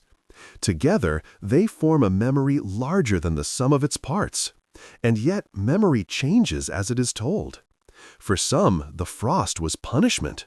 For others, it was a test. For still others, it was a marvel, a season of strange beauty. This diversity is what makes collective memory complex. No single story could capture all experiences. A noble in Versailles remembered fountains frozen into statues of ice. A peasant in Burgundy remembered a child lost to hunger. A merchant in Amsterdam remembered wine bursting from its cask. Each story was true. Together, they formed a mosaic, each shard reflecting light from a different angle. As centuries passed, memory softened. The frost became distant, its horror dulled by time. But even softened, it remained a warning whispered in culture, that nature can turn against man, that society's foundations are fragile, that resilience is born in hardship. Writers invoked it to remind readers of humility. Politicians cited it when calling for granaries and reserves. Priests recalled it as evidence of divine mystery. Parents used it as a tale of caution. And so the great frost of 1709 lived on, not only in numbers and charts, but in the breath of stories told beside fires, in the lines of songs sung to children, in the scars of landscapes, in the very habits of families. It became a memory carried forward, reshaped with each telling, but always rooted in the silence, hunger, and endurance of that terrible winter. Even today, when historians speak of climate and its power to shape history, 1709 stands as a milestone, not only because it was cold, but because it was remembered. Its memory, passed through centuries, reminds us still of fragility and resilience, of silence and survival, of the human spirit that endures even when the world itself seems frozen.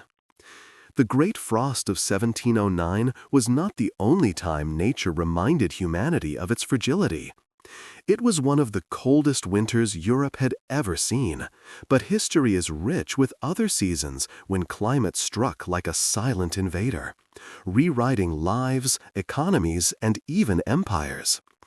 To understand 1709 fully, we must place it beside these other moments of climate catastrophe, where the sky itself became an actor in history.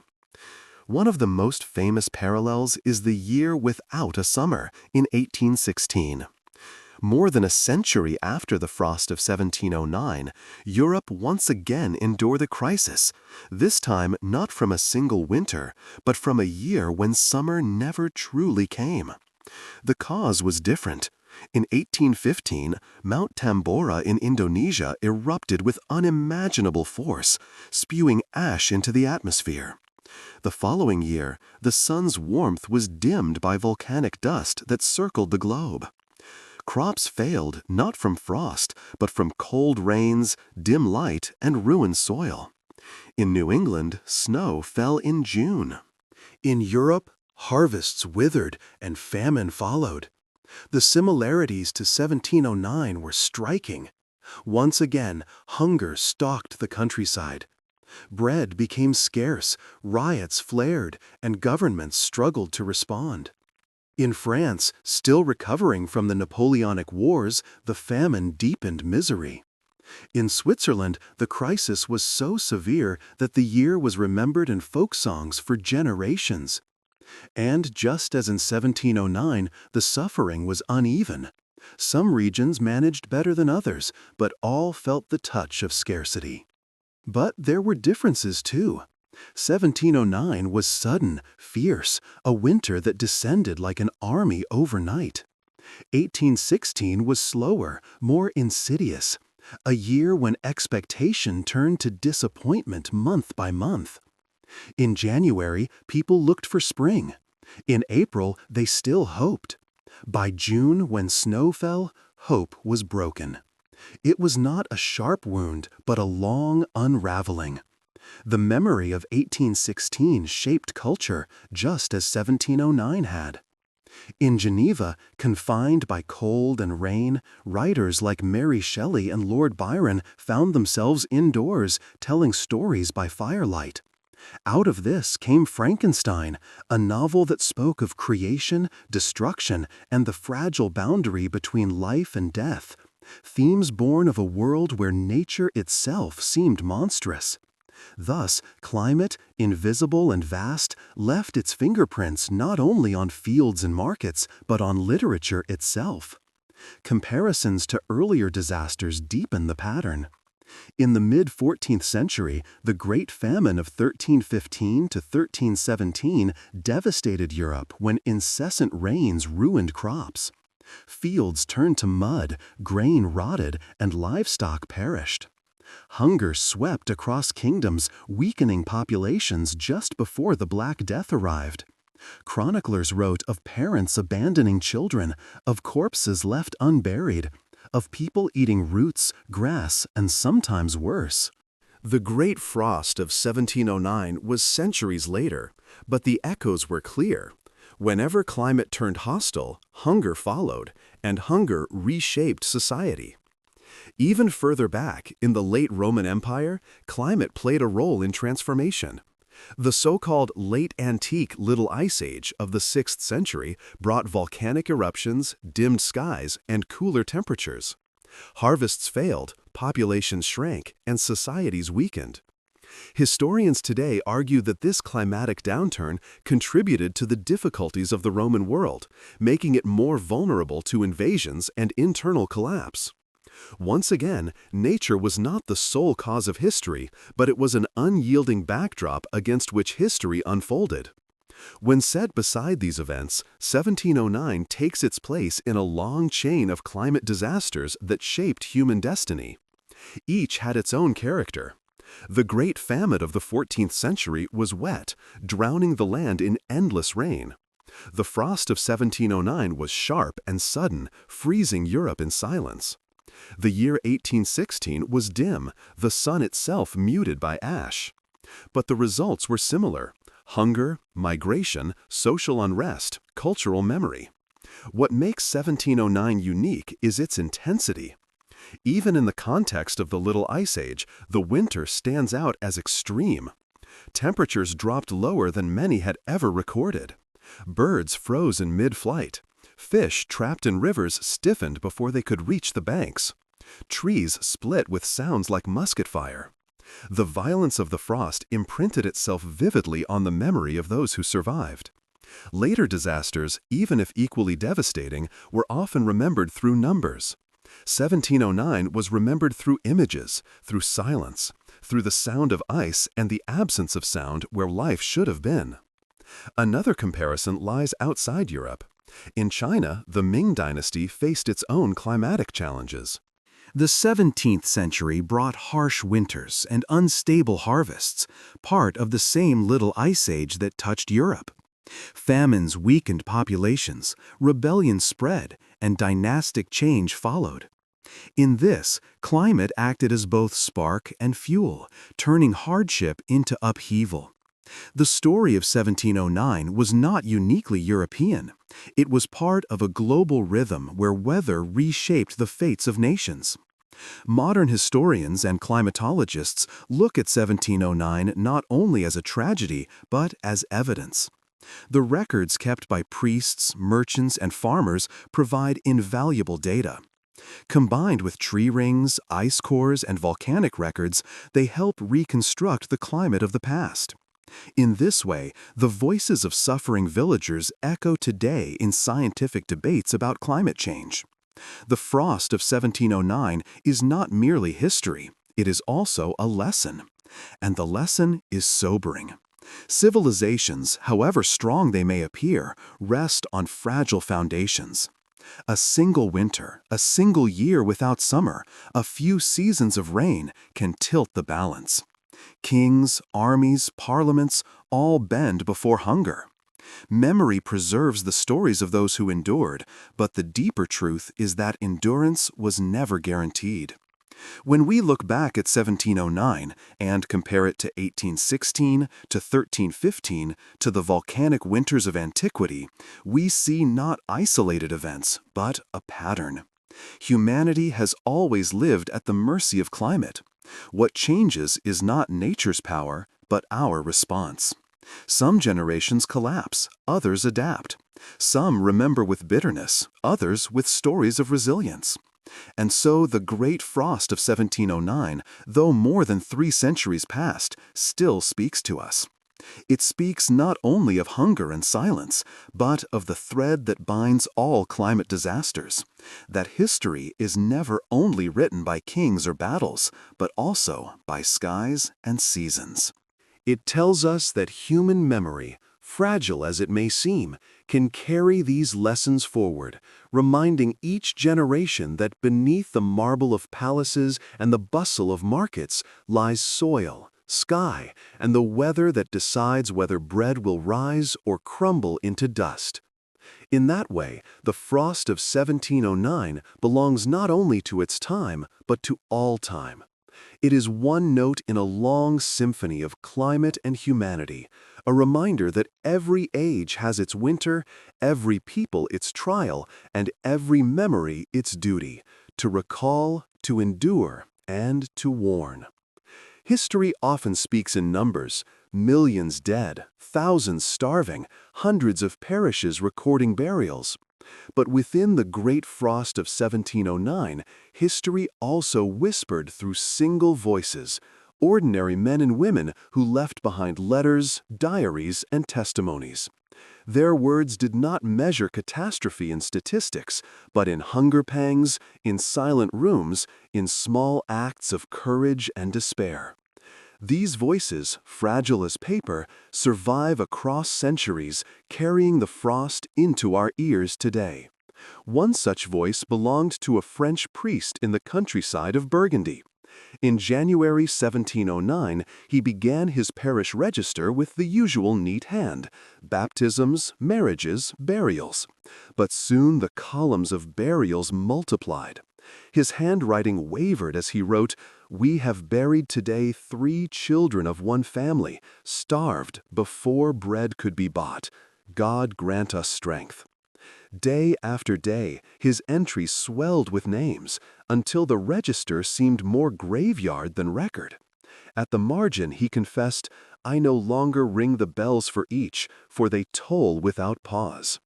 His words show not only death, but exhaustion, the breaking of ritual under sheer weight. In Saxony, a schoolteacher kept a diary. He wrote of his pupils arriving in rags, their fingers too stiff to hold chalk, their stomachs growling in silence. "I try to teach them letters," he confessed, "but they look only at the door, as if waiting for bread to walk through it. One boy fainted during lessons, another fell asleep and could not be woken until shaken hard." The teacher began to bring scraps from his own table, though his own family had little.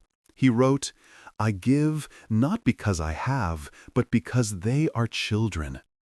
His diary ended abruptly in March. Whether he stopped writing or simply did not survive, we do not know. In Lombardy, a merchant wrote letters to his brother in Venice. He described barrels of wine bursting in the cold, olives frozen solid, fields blackened by frost. "It is as if Medusa herself has breathed on the land," he lamented. His tone shifted from sorrow to anger. "We are merchants, but what can we trade when the earth herself refuses to give? Ships arrive with empty holds, and we stare like beggars at the sea." In his final letter of April, he begged his brother to send flour, promising to repay in the future. The letter, preserved, bears no reply. A widow in Normandy left behind a fragmentary testimony discovered in a notary's papers.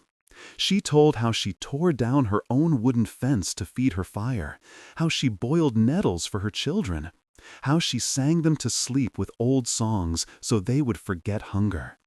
"The wind spoke through the walls," she said, "but I sang louder." Her words reveal more than suffering, they reveal defiance. She had little, yet she claimed the one power left to her, her voice. In Sweden, soldiers recorded their ordeal. One officer wrote to his wife, "We fear no battle, but we fear the night. Men wake without fingers, without toes, as if thieves had stolen them in their sleep. Our rations are black bread hard as stone. We march not against enemies, but against emptiness." Another wrote, "The frost is the true general. It commands us all." These testimonies reveal how the cold eroded armies as surely as it eroded farms. In Russia, letters described not only suffering, but endurance. A villager near Novgorod wrote, "We burned icons for heat. We burned doors. We burned our own furniture. Still, the cold entered. Yet when spring came, we buried our dead and planted again. The frost was strong, but it did not last forever." His words echo a resilience that shaped Russian identity, that even when crushed by hardship, life rises again. In England, where suffering was less, personal accounts focused on the marvel of the frozen Thames. A printer proudly described hauling his press onto the river, producing pamphlets as souvenirs. "We printed while standing on water," he boasted. But other voices told darker tales. A servant recorded finding her master frozen in his chair, a cup of ale stiff in his hand. A fisherman noted empty nets and debts that grew with every day. The frost fair made London smile, but private journals remind us that hunger lurked even behind laughter. These small voices, scattered across Europe, reveal the frost not as a uniform story, but as countless individual battles. A farmer watching his last cow collapse. A baker hammering at frozen flour. A child staring at an empty bowl. A soldier stamping his numb feet through the night. Each story is different, yet together they weave the fabric of 1709. What makes these testimonies powerful is their intimacy. They do not speak of kings or armies, but of dinners that never came, of nights too long, of fires too small. They remind us that history is not only written in palaces and parliaments, but also in kitchens, barns, and schools. The frost of 1709 was global in scale, but its meaning was personal in every home. Even centuries later, when historians read these words, the frost breathes again. We can imagine the silence of frozen rivers, the creak of wood as it splits in the cold, the hush of children too weak to cry. We can feel the tension of neighbors, sharing one day, stealing the next. We can sense the resilience of mothers who sing louder than the wind. And so, as the great frost moves from event into memory, these voices keep it alive. They remind us that survival is not only about enduring hunger, but about remembering it. For memory itself is a kind of fire, small but persistent, passed from one generation to the next. The frost of 1709 lives on not only in statistics and chronicles, but in these fragile testimonies, each one a window into a single life touched by silence and ice. Through them, we see that history's grandeur is built on the quiet courage of the ordinary, the unnamed, the forgotten. They were the ones who truly endured the great frost, and their whispers carry further than the speeches of kings. Let us step away for a moment from the grand sweep of Europe and listen to the quiet footsteps of a single family. History is often made vivid when we leave behind the vast numbers and enter a single home. Imagine, then, a village in Burgundy, not far from the vineyards that in better years gave wine to Paris and Dijon. Here lived the family of Jean and Marguerite, ordinary peasants, with 3 children, Pierre, aged 10, little Jeanne, 7, and baby Marie, not yet 2. The first days of January 1709 arrived cold, but not unusual. Jean rose before dawn to tend the cow, Marguerite stoked the hearth, and the children stirred beneath woolen blankets. But by the feast of the Epiphany, the frost had descended with a sharpness they had never known. Jean stepped outside and found the well frozen solid, the bucket rope stiff as iron. The cow shivered in her stall, her breath forming clouds that froze on the wooden beams. He came back inside with a look that made Marguerite's hands tremble as she set the pot on the fire. "It is colder than any year I remember," he said. The days grew harsher. Each morning, Jean split wood with numb fingers, stacking it by the hearth, but the pile dwindled too fast. By the third week of January, he began tearing planks from the old fence. The cow gave less milk, and Marguerite tried to stretch it by mixing it with water warmed on the fire. She gave the children the thinnest porridge she could make, but still Jen cried at night with hunger. Baby Marie whimpered without pause, and Marguerite held her close, singing lullabies that cracked with weariness. Pierre, the eldest, felt the weight of his father's despair.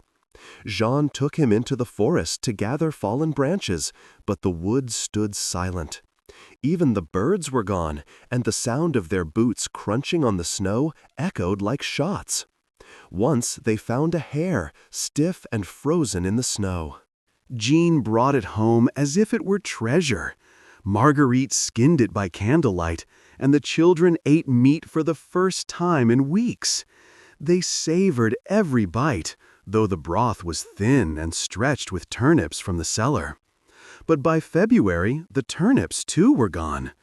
Marguerite boiled nettles and bark, mixing them with what little flour remained. The bread was dark, bitter, heavy, but it kept them alive. At night, the children dreamed aloud of summers past, of cherries from the orchard, of honey, of bread that crackled in the oven. Marguerite listened with tears she tried to hide, rocking Marie as she whispered, "One day the earth will be kind again." The frost pressed deeper. The cow collapsed in her stall one morning, her eyes glassy. Jean knelt beside her, stroking her neck, whispering apologies. They slaughtered her, though the meat was stringy and frozen hard. Still, it was food. Marguerite salted what she could, though salt was scarce. The children cried when they saw the stall empty, for the cow had been almost like a member of the family. The silence of her absence was sharper than the wind. In March, when the thaw came, it brought no relief. The Seine and other rivers nearby swelled with floods, carrying mud and ice into the fields. Jean's small plot lay ruined, the soil black and sour. He planted what seeds remained, but his face showed no hope. The children searched the hedgerows for wild herbs, filling their baskets with dandelion leaves and sorrel. Marguerite boiled them into soup, adding roots dug from the damp earth. It was green, bitter, but it warmed the stomach for a little while. Sickness followed. Baby Marie grew weak with fever. Her breath rattled, and her tiny hands trembled as she clung to Marguerite's dress. The village priest came, carrying the oil of anointing, and whispered prayers over her cradle. Pierre and Jean watched from the corner, wide-eyed. That night, the bells rang. Marie was buried in the churchyard the next day, her grave dug shallow because the ground was still hard. Marguerite did not sing for days. Jean stood silent, chopping wood with fury until his hands bled. April brought more hunger. Bread riots broke out in nearby towns, and rumors reached the village. Jean considered walking to Dijon to find grain, but the roads were dangerous, filled with beggars and thieves. Instead, he stayed, trading with neighbors. He gave a wooden chest, once his father's, in exchange for a sack of barley. It was a bitter exchange, but necessary. Marguerite ground the barley into meal, baking flat cakes that crumbled in the hand but filled the stomach. By May, the fields should have been green. Instead, they lay brown and empty. The children grew thin, their cheeks hollow, their laughter rare. Pierre worked alongside Jean, too serious for his age, fetching water, cutting wood, mending fences. Jean carried baskets of herbs, her small hands red from nettles. Marguerite kept the house, her eyes shadowed with grief, but her hands steady. She told stories at night of saints and miracles, of summers yet to come. Her voice was the thread that kept the family from unraveling. June brought heat at last, but it mocked them. The sun blazed on fields that bore no harvest. Weeds grew faster than grain. Villagers muttered of God's wrath, of sins unconfessed. The priest urged patience, but patience could not be eaten. Fevers spread in the village, taking children and elders alike. Graves multiplied in the churchyard. Each toll of the bell was a wound to the heart. Yet somehow Jean's family endured. By July, Jean's barley sprouted at last, thin and sparse but real. He cut the stalks carefully, gathering every grain. Marguerite baked bread once more, small and coarse, but bread nonetheless. The children ate slowly, reverently, as though receiving a sacrament. For the first time in months, Jean allowed himself a smile. Still, the scars remained. Baby Marie's absence was a silence that never left the house. The cow was gone, the fence torn, the chest traded away. The family had less than before, but they had each other. They had survived the winter of 1709, though survival had come at a price. For families like theirs across Europe, the story was the same: loss, hunger, grief, endurance. Kings might record wars, priests might record burials, but in cottages and huts, it was these stories that truly carried the frost forward. A father burying a child, a mother singing louder than the wind, a boy who learned too soon how heavy silence can be. Jean and Marguerite's family was not unique. They were one of millions. And yet their story, like so many others, is how history truly lives. Not in palaces, but in kitchens where bread failed to rise, in barns where animals fell silent, in voices that whispered to children that tomorrow would still come. The Great Frost of 1709 was, in the end, not only a story of ice and hunger, it was a story of families like this one, enduring in silence, stitching resilience from grief, and carrying forward the memory of a winter when the world itself seemed to freeze. Cities are where history often writes its loudest chapters. Palaces, markets, cathedrals, bridges, they stand like monuments to human ambition. But in the winter of 1709, even the greatest cities of Europe became fragile. The frost entered their stones, silenced their streets, and humbled their people. From Paris to London, from Rome to Moscow, the same story echoed in different tongues: hunger, silence, and endurance. In Paris, the capital of the Sun King, the streets that once buzzed with gossip, trade, and music grew subdued. The Seine froze hard, locking barges midstream. Their crews, unable to move, built fires on the decks and huddled in cloaks while their cargo spoiled. Bridges groaned under the pressure of ice, and cracks echoed like musket shots through the cold air. Markets around Les Halles, usually bursting with vegetables, fruits, and fish, stood almost bare.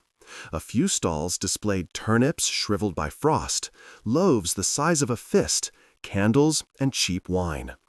The poor crowded around the bakeries long before dawn, their breath steaming in the darkness, their bodies pressed together not from camaraderie, but from need of warmth. Soldiers were posted to maintain order, yet even they looked gaunt, their uniforms threadbare against the biting wind.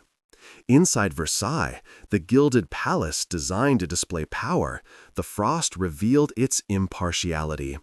Courtiers wrapped themselves in fur, their laughter muted by chattering teeth. The fountains of the gardens froze into monstrous statues, grotesque and still. Candles guttered in the endless corridors, unable to banish the drafts. Even Louis XIV, the Sun King, could not command warmth. Rumors whispered that his wine froze in goblets before he could drink. The grandeur of Versailles became a gilded cage, as powerless against the frost as a peasant's cottage. If Paris embodied power strained, London embodied resilience strained to spectacle. The Thames froze so solid that people built an entire town upon it. The Frost Fair of 1709 became legend. Stalls selling pies, roasted meats, gin. Printers operating presses on the ice, issuing pamphlets boasting of the marvel. Jugglers, musicians, even oxen roasted whole in public feasts. The city turned calamity into carnival. Londoners strolled arm in arm, marveling at the sight of their great river transformed into solid ground. Children skated, vendors hawked trinkets engraved with the words, "Bought on the Thames, 1709." Yet beneath the laughter, shadows lingered. The Frost Fair did not erase the hunger that crept into poorer districts. Fish vanished from the river, nets froze stiff, and markets in Southwark saw fewer goods each day. Beggars stiffened in alleyways, unnoticed amid the crowds. When stalls collapsed into cracks that opened in the ice, or fires sank into the river with a hiss, people crossed themselves nervously. They called it wonder, but they felt warning. London celebrated, but London also feared. In Rome, the eternal city felt both fragility and faith. The fountains of Bernini, usually alive with flowing water, turned to frozen sculptures. Pilgrims entering the city found basilicas dim and cold, the marble floors colder still. Priests thundered from pulpits, declaring that the frost was punishment for sins unconfessed. And processions of penitents filled the streets barefoot, carrying candles that sputtered in the wind. Monasteries opened their gates to distribute what little food remained, thin barley soups and scraps of bread. In the markets, olives blackened, grapes shriveled, and vegetables vanished. The memory of abundance mocked the empty stalls. Even noble families felt strain, their villas cold, their storerooms dwindling. For ordinary Romans, survival meant improvisation. Families stripped shutters for firewood, burned broken chairs, roasted chestnuts if they could find them, and boiled wild herbs gathered from the edges of the city. Children huddled in cloisters to stay warm, their voices echoing beneath high ceilings that could not keep out the cold. Yet, amid the hardship, faith persisted. In chapels, voices rose in hymns, not triumphant but stubborn, soft yet steady, declaring that endurance itself was worship. Moscow, accustomed to winters harsher than Western Europe could imagine, nonetheless recorded 1709 as extraordinary. The Moskva River froze into a solid plain, where sleighs raced and markets attempted to function, though even vodka stiffened in bottles. Families crowded into single rooms, piling bodies together with livestock to share warmth. Wolves prowled closer to the city than usual, their howls mingling with the toll of bells. Bread shattered when struck, candles burned low, and icons cracked from the frost. Priests led prayers in onion-domed churches, their breath visible in the air. Russians endured, but even they remembered 1709 as a winter beyond measure. The contrast between city and countryside was sharp. In villages, hunger meant grass soups and bark bread. In cities, it meant riots, looting, and desperation. Paris saw mobs stop carts carrying grain, seizing loaves before soldiers could intervene. London faced protest in taverns and alleys, where people accused merchants of hoarding. Rome's processions mixed faith with fury, cries for forgiveness mingling with cries for bread. Moscow's markets emptied, and the poor stared with hollow eyes at nobles who still managed feasts, even if smaller than usual. Yet cities also became centers of resilience. Bakeries in Paris kept working night and day, beating frozen flour into usable form. London's Frost Fair showed defiance, turning ice into celebration. Rome's monasteries fed the hungry.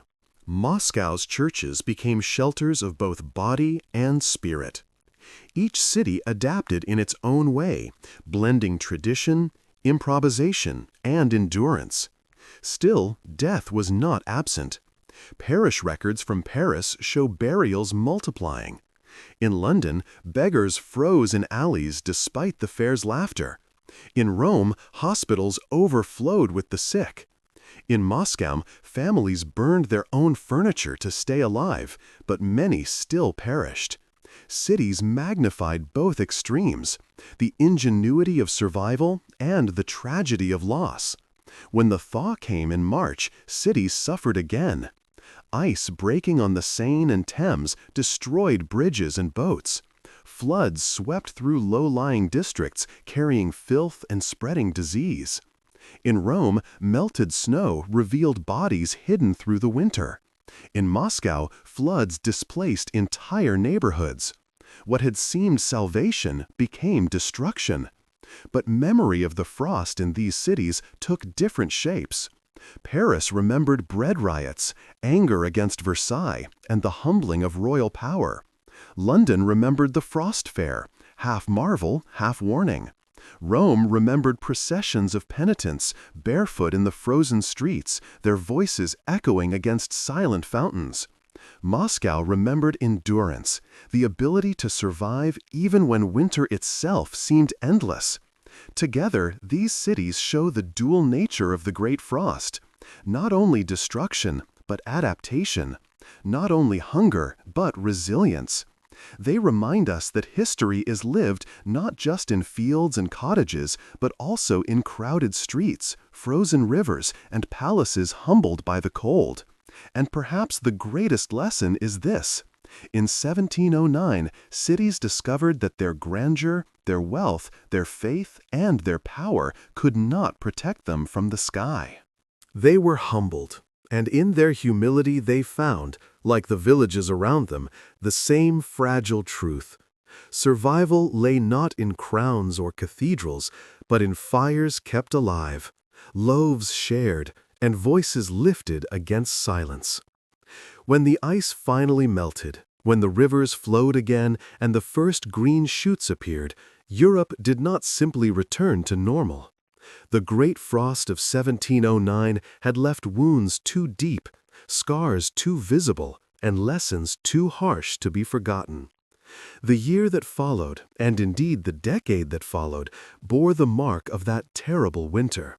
Like an earthquake whose shaking ends but whose destruction lingers, the frost had aftershocks that spread into politics, economies, and the daily lives of ordinary people.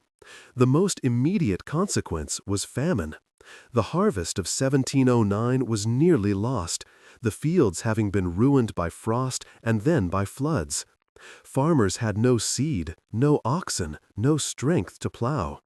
In France, grain prices soared to levels beyond imagination. A loaf of bread that had once fed a family now cost a week's wage. Riots erupted in towns, peasants seized carts, and markets became scenes of conflict. The crown attempted to fix prices, but laws could not create grain where none grew. The anger toward Versailles, already simmering, deepened. Many began to see the monarchy not as protector, but as indifferent, feeding palaces while villages starved. In Germany, the Holy Roman Empire faced similar struggles. Small principalities, already fragmented, lacked the resources to respond. Peasants fled ruined fields, moving towards cities that could not feed them either. Bands of hungry men roamed the countryside, sometimes stealing, sometimes begging, often both. Chroniclers noted that social trust frayed. Neighbors accused each other of hoarding, while landlords faced open defiance from tenants who refused to pay rents in grain that did not exist. Italy, whose economy rested heavily on vineyards and olive groves, entered years of hardship. Vines and trees destroyed in 1709 took decades to replace. Towns dependent on wine trade shrank into poverty. Merchants who once exported oil now struggled even to feed their own households. In places like Lombardy and Tuscany, the frost marked a turning point, a reminder that prosperity built over centuries could be undone in a single season.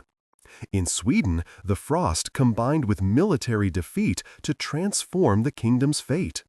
1709 was the year of Poltava, the crushing defeat of Charles XII at the hands of Peter the Great. The famine at home meant fewer supplies for soldiers abroad, fewer recruits, and lower morale. Sweden's status as a great European power collapsed, and Russia rose in its place. In this sense, the Great Frost was not only a natural disaster, but a silent ally to political change. Nature had tilted the balance of power. Russia, though it suffered terribly, emerged differently. Its people were accustomed to harsh winters, and though 1709 was extreme, resilience was stronger. Peter the Great used the crisis to strengthen central authority, organizing relief and demonstrating that Russia could endure what others could not.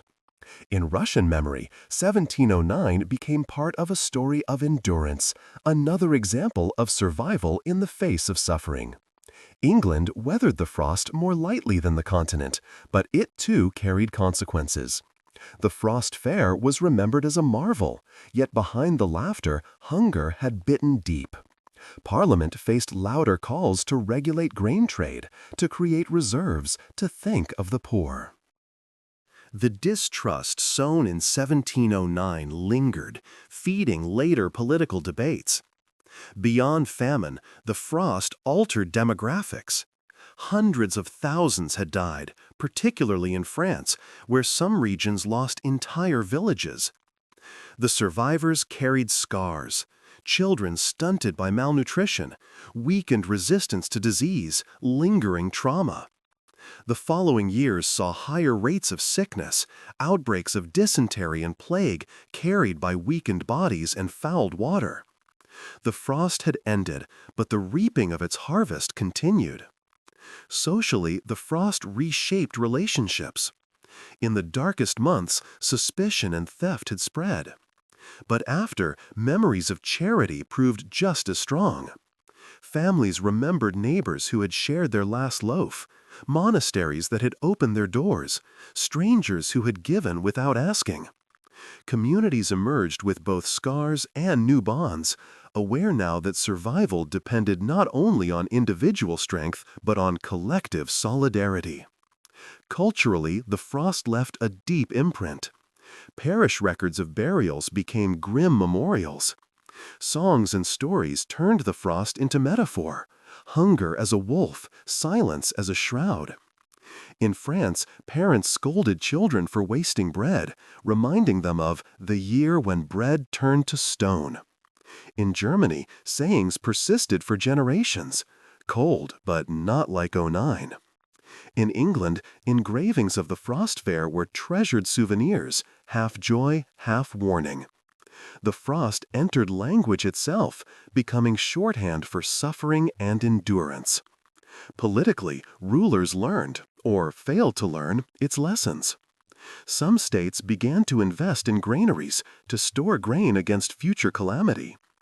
Others discussed the need for better roads to move supplies quickly. Yet many rulers ignored these reforms, and in decades to come, new famines would strike. The frost of 1709 became a reference point in debates, cited whenever hunger loomed. It showed that governments could not rely only on armies or palaces. They needed to plan for the sky itself. For the common people, the frost became part of collective memory. Old men told grandchildren of the silence, the empty fields, the rivers that froze solid. Mothers told daughters of the recipes of desperation: nettle soup, bark bread, roasted acorns. Children grew up carrying the fear of hunger even in years of abundance. Habits formed in 1709 endured, hoarding flour, saving scraps, stretching meals. Even when the frost was long gone, its echo lived on in kitchens and hearths. The decade that followed was one of recovery, but recovery was uneven. Some regions rebuilt quickly, others never regained what was lost. Some families rose from the ashes, others disappeared from history altogether. Yet across Europe a new humility spread. The frost had shown that kings and peasants alike shared the same vulnerability. No crown could stop the river from freezing, no title could make wheat sprout from dead soil. By the mid-1710s, Europe had moved on in outward appearance. Markets bustled again, armies marched, palaces glittered. But beneath the surface, the memory of 1709 remained. It had entered stories, songs, and habits. It had shaped politics and weakened kingdoms. It had written itself into the very fabric of Europe. The Great Frost was not merely a winter. It was a turning point, a reminder carved into the bones of a generation that civilization rests on fragile foundations. It showed that the line between abundance and famine, between laughter and silence, between life and death, can be as thin as ice on a river in January. The Great Frost of 1709 is often remembered as a disaster of cold and hunger, but to stop there is to miss its wider significance. When we listen carefully, beneath the sound of cracking ice and tolling bells, there are lessons about humanity itself, about what it means to live together on a fragile planet, about the limits of power, and about the endurance of the human spirit. These lessons do not belong only to the 18th century. They belong to every age, including our own. The first lesson is that civilization is fragile. In January of 1709, Europe considered itself strong. Palaces gleamed, armies marched, cities thrived. The Sun King ruled from Versailles, the Habsburgs from Vienna, the Pope from Rome. Merchants carried goods across seas, universities flourished, scientists debated discoveries. But when the frost descended, none of these defenses mattered. Bread froze as solid in a peasant's cottage as in a noble's hall. Fountains cracked at Versailles as surely as troughs in the smallest hamlet. Civilization, for all its splendor, proved powerless against the simplest fact: cold air. This fragility is humbling. It reminds us that beneath the marble and gold, society rests on soil, on rivers, on weather. Without food and warmth, palaces are as vulnerable as huts. The second lesson is about equality in suffering and inequality in response. The frost struck rich and poor alike, yet the outcomes diverged. The wealthy often had stores of grain, furs for warmth, and means to flee. The poor had nothing but their labor, and when the earth itself betrayed them, they were left with hunger. In Paris, soldiers guarded bakeries to ensure that bread went first to the privileged.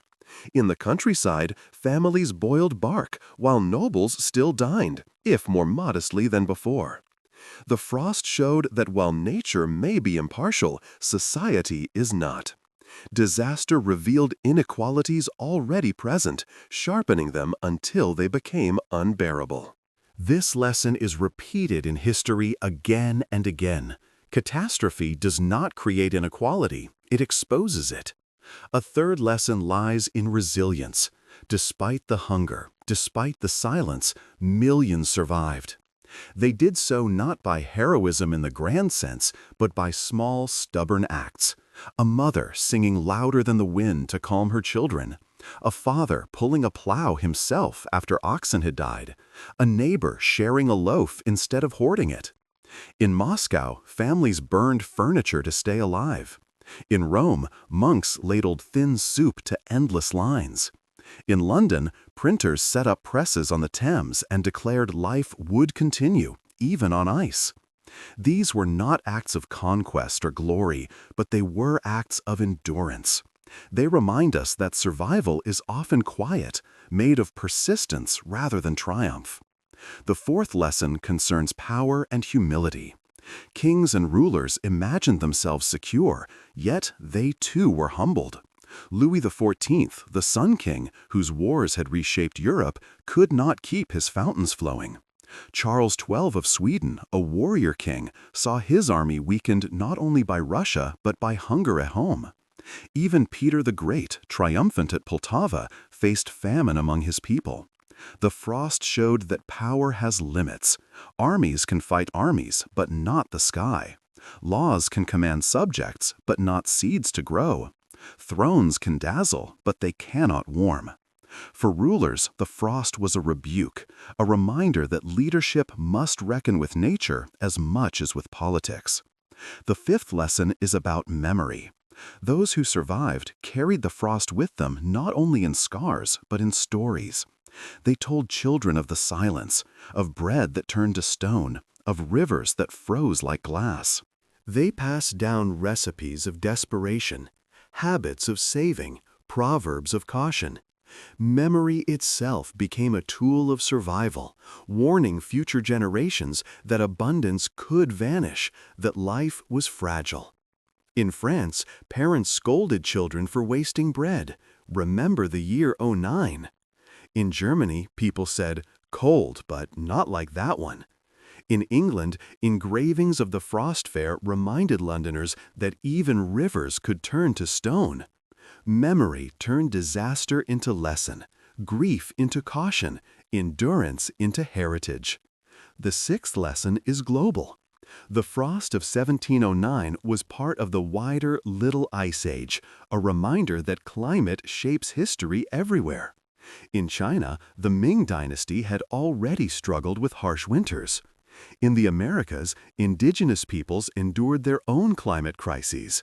The frost was not an isolated accident, it was part of a pattern. Humanity everywhere shares the same sky, the same fragility. Borders and empires may divide us, but climate binds us. This lesson is especially urgent in our own time as we face new climate challenges. The frost of 1709 whispers across centuries, "Do not forget that nature can change the fate of nations." The seventh lesson is about silence. Survivors often describe the frost not only in terms of hunger, but in terms of sound. Birds were gone, rivers stilled, forests cracked but did not sing.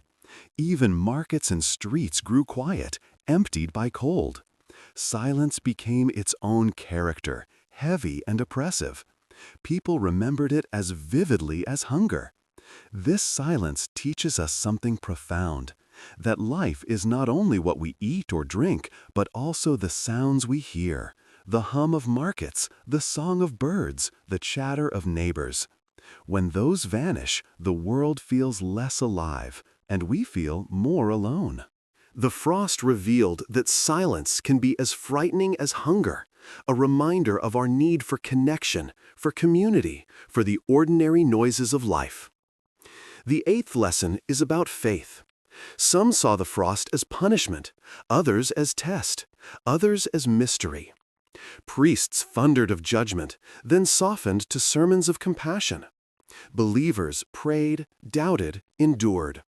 Some lost faith, others deepened it. The frost did not give answers, but it forced questions. What do we trust when nature turns hostile? What meaning can suffering have? For some, faith became endurance itself, a refusal to despair. For others, the silence of heaven was too sharp. The frost teaches that in crisis, belief, whether in God, in community, or in resilience, becomes as vital as bread. Perhaps the deepest lesson is humility. Humanity often believes itself master of the world, yet the frost of 1709 showed otherwise. Civilization, power, wealth, even faith, all bowed before the cold. And yet, in bowing, humanity did not break. People endured, not by conquering the frost, but by outlasting it. This humility is not weakness, it is wisdom. It reminds us that survival lies not in defiance alone, but in adaptation, in patience, in solidarity. When we look back on 1709 then, we see more than a winter. We see a mirror held up to humanity. It showed us our fragility, our inequalities, our resilience, our limits, our memory, our faith, our humility. It taught lessons that echo still. Today, as we face climate change, pandemics, and crises of our own, the frost of 1709 speaks across centuries. It tells us that no civilization is invulnerable, but no hardship is unbeatable. That survival is possible, but only together. That silence is frightening, but voices raised in song, in prayer, in solidarity can break it. The Great Frost ended more than 300 years ago. The rivers thawed, the fields grew green again, and life resumed. But its lessons did not melt. They linger, written not only in books, but in the habits of families, in the warnings of proverbs, in the memory of silence. To remember 1709 is to remember both the fragility of life and the strength of the human spirit. It is to know that civilization rests on thin ice, but also that humanity has the courage to walk across it, carrying one another, step by step, into the future. When we began this journey, we stood on the threshold of January 1709, hearing the silence of a world frozen overnight. We listened to the crack of trees splitting, to the rivers turned to stone, to the bells that tolled endlessly for the dead. We followed peasants who boiled bark for bread, merchants who saw their goods shattered, soldiers who feared the frost more than battle, and children who dreamed of food they could not have. We walked with kings who discovered their crowns could not summon warmth, with priests who wrestled to explain suffering, with mothers who sang louder than the wind to calm their hungry children. Now, at the end of this story, the ice has melted. The fields have turned green again, though not as richly as before. The rivers flow, though their bridges have been broken. The silence has lifted, though its memory remains. And we stand looking back, not at an event long buried in the past, but at a mirror reflecting truths that remain as clear today as they were 3 centuries ago. The Great Frost of 1709 was, above all, a reminder of vulnerability. Civilizations believed themselves secure, yet one season of cold unmasked their fragility. It was not armies or rebellions that humbled Europe, but the air itself, the absence of warmth, the sky turning against the land. Kings and peasants alike discovered that bread, fire, and shelter mattered more than palaces, battles, or treaties. That lesson is timeless. Even now, when our cities glow with electric light, when ships cross oceans in days, when information flows instantly across the globe, we remain dependent on the soil, the climate, the fragile rhythms of nature. But the frost was also a lesson in resilience. For amid hunger, silence, and death, people endured. They endured not by conquering the cold, but by surviving it, day after day, night after night. Survival was made of small acts, neighbors sharing loaves, monks serving soup, fathers pulling plows themselves, mothers singing lullabies in dark cottages. There were no grand victories, no banners, no triumphal marches, but there was life, carried forward through patience, stubbornness, and solidarity. That too is timeless. Our greatest resilience often lies not in glory, but in persistence. The frost was a teacher of humility. It showed that crowns and armies, wealth and power could not prevent hunger. Louis XIV, the Sun King, whose will had dominated Europe, could not command the sun itself. Charles XII, whose armies once terrified nations, saw them undone not only by Russian muskets, but by frost and famine. Palaces cracked, fountains froze, armies starved. The frost leveled all pretensions, whispering the same truth to kings and peasants, that nature does not bow to power. And yet, paradoxically, the frost also revealed greatness. Not greatness of empire, but of endurance. The greatness of a widow tearing down her fence to feed her fire. The greatness of a teacher feeding children from his own table. The greatness of a soldier writing to his wife that Frost, not enemy, was the true general. The greatness of countless unnamed men and women who lived through the silence, who carried scars, who told their children of the year when bread turned to stone. History does not always preserve their names, but it preserves their courage in the memory of that winter. The frost also left Europe changed. France, weakened by famine, grew restless under Versailles. Sweden, broken at Poltava and hollowed by hunger, lost its place as a great power. Russia endured, rising in resilience and strength. England remembered the marvel of the frost fair, but also the hunger that lurked behind it. Italy mourned dead vineyards and olive groves. Germany carried songs of hunger as wolves at the door. Each nation emerged altered, carrying forward scars that shaped the century to come. Yet beyond politics and borders, the frost entered culture and memory. It lingered in parish records filled with burials, in folk songs that spoke of hunger, in proverbs that warned against waste. It lingered in art, in engravings of frozen rivers, in tales told to children, in recipes born of desperation. It became not only a memory of suffering, but a part of identity, a reminder of how fragile life could be and how strong people could be in the face of fragility. And now, 3 centuries later, what remains of that winter? The ice has long since melted. The children who cried for bread are dust. The kings who trembled in their palaces are gone. The fields that lay black have borne harvests for generations. But the frost lives on, in memory, in lesson, in warning. It lives on whenever we face a crisis that feels larger than ourselves, whenever we are reminded that civilization rests on foundations thinner than we like to believe. It lives on whenever we see that endurance, not triumph, is the true mark of greatness.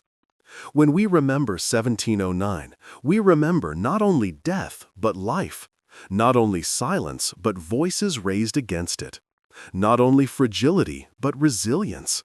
The frost is not only a tragedy, but a testimony that humanity can endure the worst of winters and still rise when the thaw comes. So as we end this story, let us carry forward its lessons. Let us remember the silence, so we value the sounds of life around us.